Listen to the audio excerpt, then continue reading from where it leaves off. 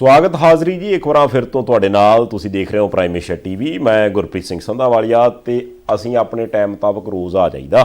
ਅੱਜ ਵੀ ਆ ਗਏ ਹਾਂ ਤੇ ਗੱਲਾਂ ਬਾਤਾਂ ਰੋਜ਼ ਬਦਲ ਜਾਂਦੀਆਂ, ਉਹ ਵੀ ਤੁਹਾਡੇ ਨਾਲ ਕਰ ਲਈਦੀਆਂ। ਅੱਜ ਵੀ ਜੋ ਕੁਛ ਬਦਲਿਆ, ਜੋ ਕੁਛ ਵਾਪਰਿਆ, ਉਹ ਆਪ ਜੀ ਦੇ ਨਾਲ ਗੱਲਾਂ ਬਾਤਾਂ ਕਰ ਲਵਾਂਗੇ। ਨਾਲ ਬੰਦਾ ਅਸੀਂ ਉਹੀ ਰੱਖਿਆ ਜੀ। ਉਸ ਬੰਦੇ ਤੇ ਜਾਣ ਤੋਂ ਪਹਿਲਾਂ ਇੰਨਾ ਕੁ ਤੁਹਾਨੂੰ ਆਈਡੀਆ ਦੇ ਦਿਆਂ ਕਿ ਜਿਹੜਾ ਤੁਸੀਂ ਇਲਾਜ ਦੱਸਿਆ ਸੀ ਉਹ ਮੈਂ ਕੀਤਾ ਤੇ ਉਸ ਇਲਾਜ ਦਾ ਮੈਨੂੰ ਇੰਨਾ ਕੁ ਫਾਇਦਾ ਹੋ ਗਿਆ ਵੀ ਮੈਂ ਹੁਣ ਰੋਜ਼ ਆ ਜਾਂਦਾ ਟਾਈਮ ਨਾਲ। ਅੱਜ ਥੋੜ੍ਹਾ ਆਵਾਜ਼ 'ਚ ਫਰਕ ਹੋ ਸਕਦਾ, ਇੱਕ ਦੋ ਦਿਨਾਂ ਤੱਕ ਉਹ ਵੀ ਠੀਕ ਹੋ ਜਾਊਗਾ। ਕਿਉਂ ਬਾਰ ਸਾਹਿਬ? ਨਹੀਂ ਬਿਲਕੁਲ। ਸਤਿ ਸ਼੍ਰੀ ਅਕਾਲ ਜੀ। ਰੌਲਾ ਸਤਿ ਸ਼੍ਰੀ ਅਕਾਲ ਸੰਧਾਲੀਆ ਸਾਹਿਬ ਇਹ ਹੈ ਕਿ ਸਮਾਨ ਦਾ ਨਹੀਂ ਰੌਲਾ ਹੁੰਦਾ, ਰਗੜ ਕੇ ਦੇਣ ਵਾਲੇ ਦਾ ਰੌਲਾ ਹੁੰਦਾ। ਆਹ ਇੱਥੋਂ ਬੰਦਾ ਫੜਿਆ ਜਾਂਦਾ। ਕਿੱਦਾਂ? ਸਮਾਨ ਤੇ ਸੁੱਕਾ ਸੀ। ਸਮਾਨ ਤਾਂ ਸੁੱਕਾ ਨਹੀਂ ਸੀ ਮਹਾਰਾਜ। ਜਿਹੜੀਆਂ ਚੀਜ਼ਾਂ ਮਲੱਠੀ ਕਦੀ ਆ ਜੀ, ਹੁਣ ਸੁੰਡ ਦੀ ਤਰੀ ਬਣਾਉਣੀ ਆ ਜੀ। ਅੱਛਾ, ਉਹ ਜਾਣੀ ਉਹਨਾਂ ਦੀ ਗੱਲ ਕਰਦਾ, ਹੋਰ ਕਿਹਦੀ ਗੱਲ? ਸਮਾਨ ਸ਼ਬਦ ਕਿਉਂ ਵਰਤਿਆ? ਉਹ ਤੇ ਖਾਣ ਪੀਣ ਵਾਲੀਆਂ ਚੀਜ਼ਾਂ ਹੁੰਦੀਆਂ। ਤੁਸੀਂ ਫੇਰ ਲੀਡਰ ਟੱਬਰਵਾਦ ਦੀ ਰਾਜਨੀਤੀ ਚੁਲਝ ਗਏ ਸੀ। ਮੈਂ ਕਿਹਾ ਮੈਂ ਫੇਰ ਭਰੇ ਰਹਿ ਗਿਆ। ਦੇਖੋ ਗੱਲ ਇਹ ਹੁਣੇ ਟਿੱਪਣੀਆਂ ਆ ਜਾਣੀਆਂ।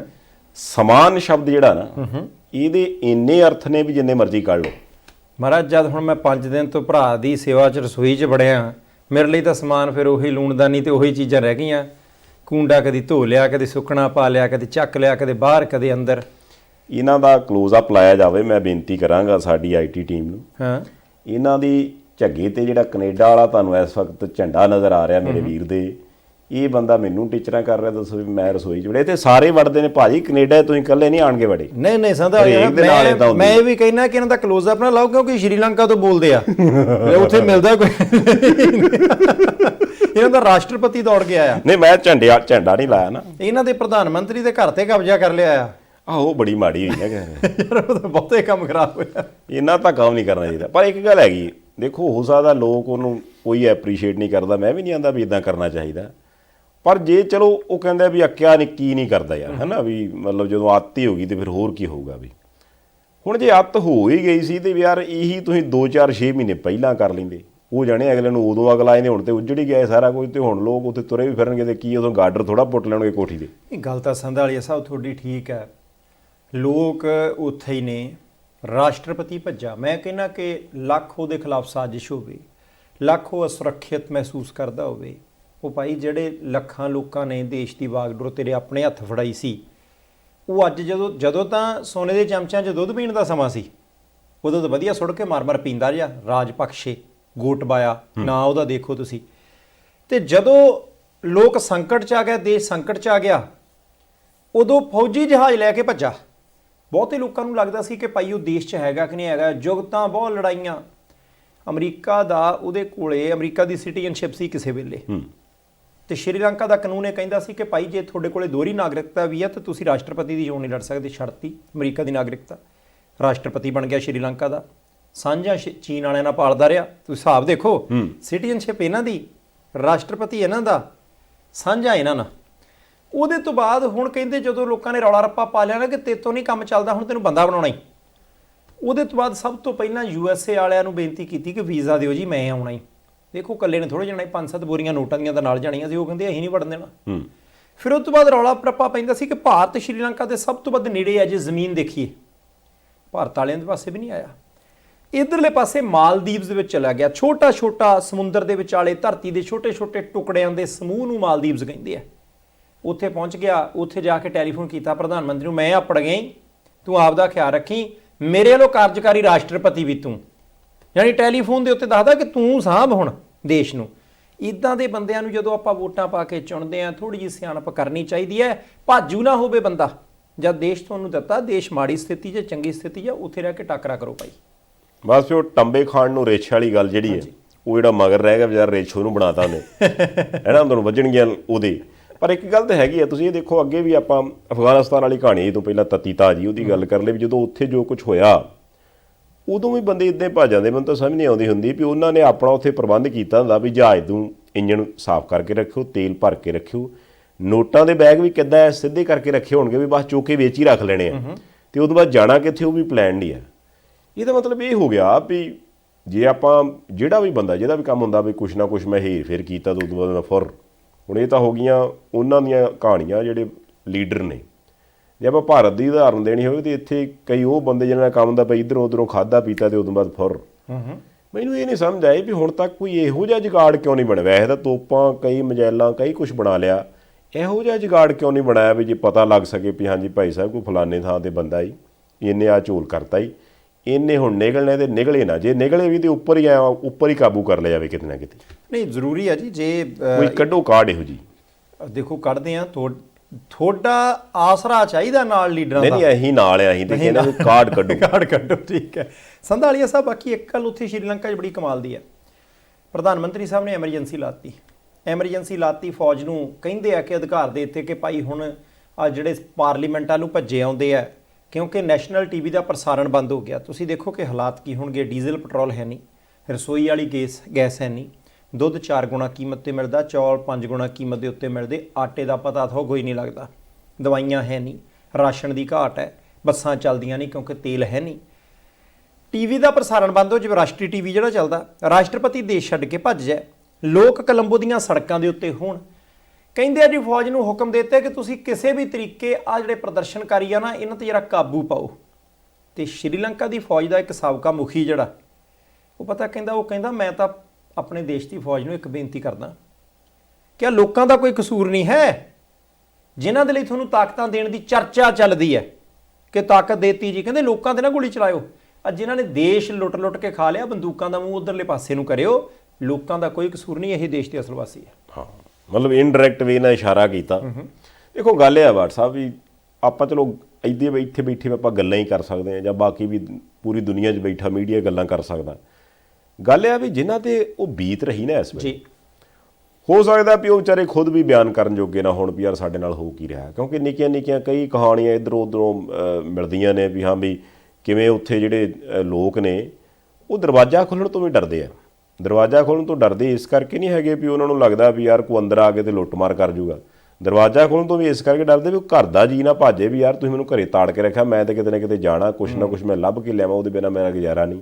ਹੁਣ ਤੁਸੀਂ ਦੇਖੋ ਵੀ ਫਿਜ਼ੀਕਲੀ, ਮੈਂਟਲੀ ਜੋ ਕੁਛ ਉਹਨਾਂ 'ਤੇ ਬੀਤ ਰਿਹਾ ਤੇ ਜਿਹੜੀ ਉਹ ਸਜ਼ਾ ਕੱਟ ਰਹੇ ਨੇ ਤੇ ਗਾਂਹ ਪਤਾ ਨਹੀਂ ਜੇ ਕਿੰਨਾ ਚਿਰ ਕੱਟਣੀ ਪੈਣੀ ਹੈ, ਉਹਦੇ ਲਈ ਜੇ ਕੋਈ ਵੀ ਅਦਾਲਤ ਆ ਕੇ ਵੀ ਹਾਂ ਵੀ ਮਹਾਰਾਜ ਕੋਈ ਤੇ ਵਕੀਲ ਪੇਸ਼ ਕਰਕੇ ਪੁੱਛੋ ਵੀ ਇਹਨਾਂ ਦਾ ਕਸੂਰ ਕੀ ਹੈ, ਤੇ ਕਸੂਰ ਕੋਈ ਵੀ ਨਹੀਂ। ਸੰਧਾਲੀਆ ਸਾਹਿਬ, ਮੈਂ ਤਾਂ ਸੋਚ ਰਿਹਾ ਸੀ ਕਿ ਛੋਟਾ ਜਿਹਾ ਦੇਸ਼ ਹੈ, ਧਰਤੀ ਕਿਸੇ ਨਾਲ ਲੱਗਦੀ ਨਹੀਂ, ਤੇ ਜਦੋਂ ਤੁਹਾਡੇ ਆਲੇ ਦੁਆਲੇ ਸਮੁੰਦਰ ਹੁੰਦਾ ਨਾ, ਤੁਹਾਡੇ ਕੋਲ ਬਹੁਤ ਕੰਮ ਹੁੰਦਾ। ਸਿੰਗਾਪੁਰ ਦੇ ਨਾਲ ਤਾਂ ਚਾਰੇ ਪਾਸੇ ਵੀ ਨਹੀਂ ਸਮੁੰਦਰ ਲੱਗਦਾ, ਉਹਦੇ ਨਾਲ 3 ਪਾਸੇ, ਪੌਣੇ 3 ਪਾਸੇ ਸਮੁੰਦਰ ਲੱਗਦਾ, ਉਹ ਕਿੱਥੇ ਚਲੇ ਗਿਆ। ਮਾਲਦੀਵ ਵਾਲਿਆਂ ਨੇ ਟੂਰਿਜ਼ਮ ਦੇ ਸਿਰ ਤੇ ਕਿੰਨੀ ਤਰੱਕੀ ਕੀਤੀ, ਨਿਊਜ਼ੀਲੈਂਡ, ਆਸਟ੍ਰੇਲੀਆ ਦੀ ਗੱਲ ਦੇਖ ਲਓ, ਉਹ ਪਰਲੇ ਪਾਸੇ ਮੌਰੀਸ਼ੀਅਸ ਦੀ ਗੱਲ ਕਰ ਲਈਏ। ਸਾਰੇ ਦੇਸ਼ ਇਸ ਕਰਕੇ ਰੋਟੀ ਖਾਈ ਜਾਂਦੇ ਆ ਕਿ ਭਾਈ ਸਾਡੇ ਕੰਢੇ ਦੇ ਨਾਲ ਸਮੁੰਦਰ ਲੱਗਦਾ, ਮੱਛੀਆਂ ਫੜ ਲਓ, ਜਹਾਜ਼ ਆਣ ਕੇ ਲੱਗਣਗੇ। ਹੁਣ ਮੈਨੂੰ ਨਹੀਂ ਲੱਗਦਾ ਕਿ ਸਿੰਗਾਪੁਰ ਦੇ ਵਿੱਚ ਆਪਣਾ ਕੁਝ ਐਸਾ ਹੁੰਦਾ ਹੋਊਗਾ ਕਿ ਸਮੁੰਦਰੀ ਜਹਾਜ਼ ਉੱਥੇ ਜ਼ਰੂਰ ਆ ਕੇ ਲੱਗਣ ਕਿ ਭਾਈ ਉੱਥੇ ਸਾਰਾ ਹੀ ਸਮਾਨ ਲਾਉਣਾ ਜ਼ਰੂਰੀ ਹੈ ਤੇ ਉੱਥੋਂ ਲੱਦਣਾ ਜ਼ਰੂਰੀ ਹੈ, ਪਰ ਅਗਲੇ ਨੇ ਡਿਵੈਲਪ ਕਰ ਲਿਆ ਆਪਣੇ ਆਪ ਨੂੰ। ਖੁਦ ਦੁਬਈ ਦੇਖ ਲਓ, ਕਿੱਧਰਲੇ ਪਾਸੇ ਨੂੰ ਗਿਆ। ਜਾਣੀ ਇੱਕ ਗੱਲ ਬਾਕੀ ਹੈ ਕਿ ਤੁਹਾਡੇ ਕੋਲ ਵੀ 4 ਕਨਾਲਾਂ ਤੇ ਮੇਰੇ ਕੋਲ ਵੀ 4 ਕਨਾਲਾਂ ਮੰਨ ਲਓ, ਮੈਂ ਵੱਟ ਵੀ ਨਹੀਂ ਬਣਾਉਣੀ, ਮੇਰੇ ਘਾਹ ਹੋਈ ਜਾਣਾ, ਤੁਸੀਂ ਘਾਹ ਦੀ ਕੱਲੀ ਤਿੜ ਉੱਥੋਂ ਪੱਟ ਦੇਣੀ, ਕਿਹੜੀ ਚੀਜ਼ ਆ ਇੱਧਰਲੇ ਪਾਸੇ ਐਤਕੀ ਆ ਬੀਜਿਆ, ਅਗਲੀ ਵਾਰੀ ਥੋੜ੍ਹਾ ਜਿਹਾ ਪਲਟ ਕੇ ਬੀਜਣਾ, ਰੱਦੋ ਬਦਲ ਕਰ ਦੇਣੀ। ਮੈਂ ਕਹਿੰਦਾ ਇੱਥੇ ਬਰਸੀਮ ਪਿਛਲੇ ਵਾਰੀ ਇੱਥੇ ਬੀਜ ਦੋ, ਹੌਲੀ ਹੌਲੀ ਮੈਂ ਥੱਲੇ ਨੂੰ ਹੀ ਜਾਣਾ ਨਾ। ਯਾਨੀ ਖੇਤ ਦੇ ਮਾਲਕ ਦਾ ਕਸੂਰ ਹੈ, ਜਿਹੜਾ ਕਰਤਾ ਧਰਤਾ ਡਿਸੀਜ਼ਨ ਮੇਕਰ ਕਸੂਰ ਉਹਦਾ ਹੈ।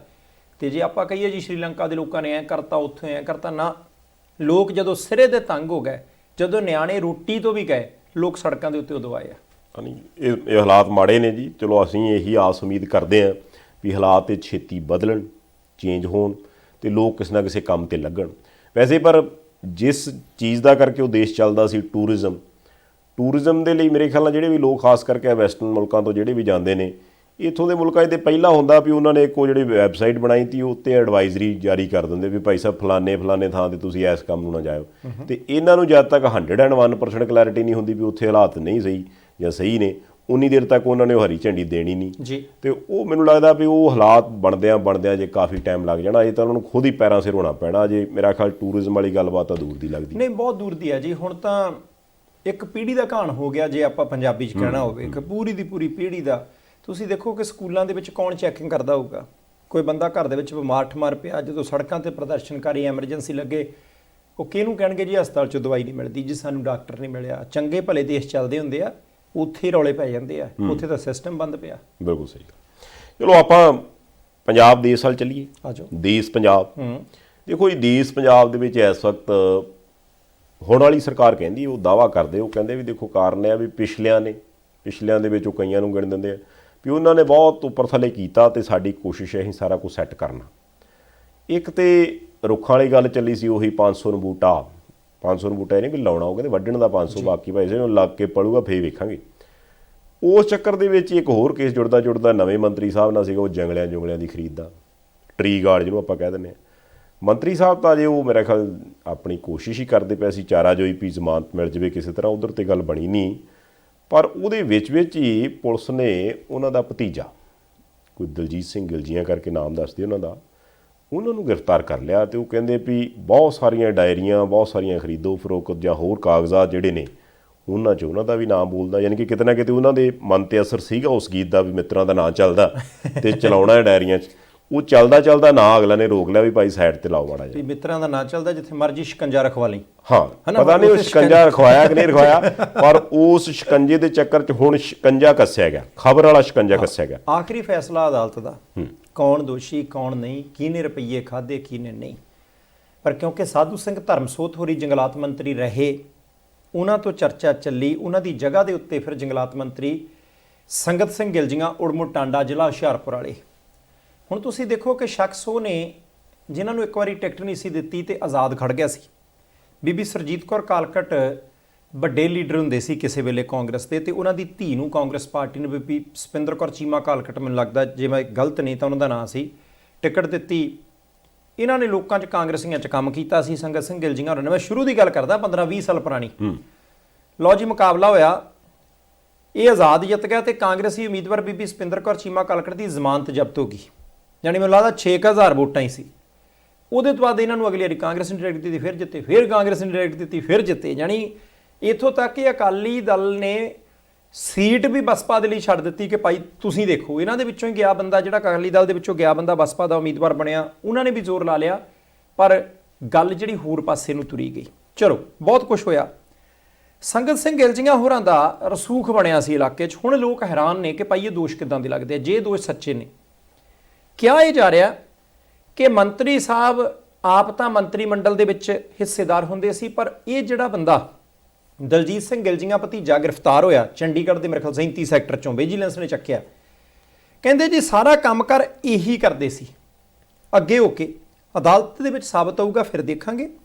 ਪਰ ਇਹ ਵੀ ਮੰਨਿਆ ਜਾ ਰਿਹਾ ਕਿ ਸ਼ਿਕੰਜਾ ਜਿਹੜਾ ਲੋਹੇ ਦਾ ਇੱਕ ਦਰਖਤ ਦੇ ਆਲੇ ਦੁਆਲੇ, ਕਹਿੰਦੇ ਜੀ 80,000 ਲਾਏ, ਮੇਰੇ ਖਿਆਲ 700-800 ਰੁਪਈਆ ਕਹਿੰਦੇ ਜੀ ਵਿੱਚੋਂ ਇੱਕ ਪਾਸੇ ਰਖਾ ਲਿਆ ਜਾਂਦਾ ਸੀ। ਇਹ ਦੋਸ਼ ਲੱਗਦੇ ਆ, ਇਹ ਰੌਲਾ ਪੈਂਦਾ, ਸੱਚ ਆ ਕਿ ਨਹੀਂ ਸੱਚ, ਇਹ ਵੱਖਰੀ ਗੱਲ ਹੈ।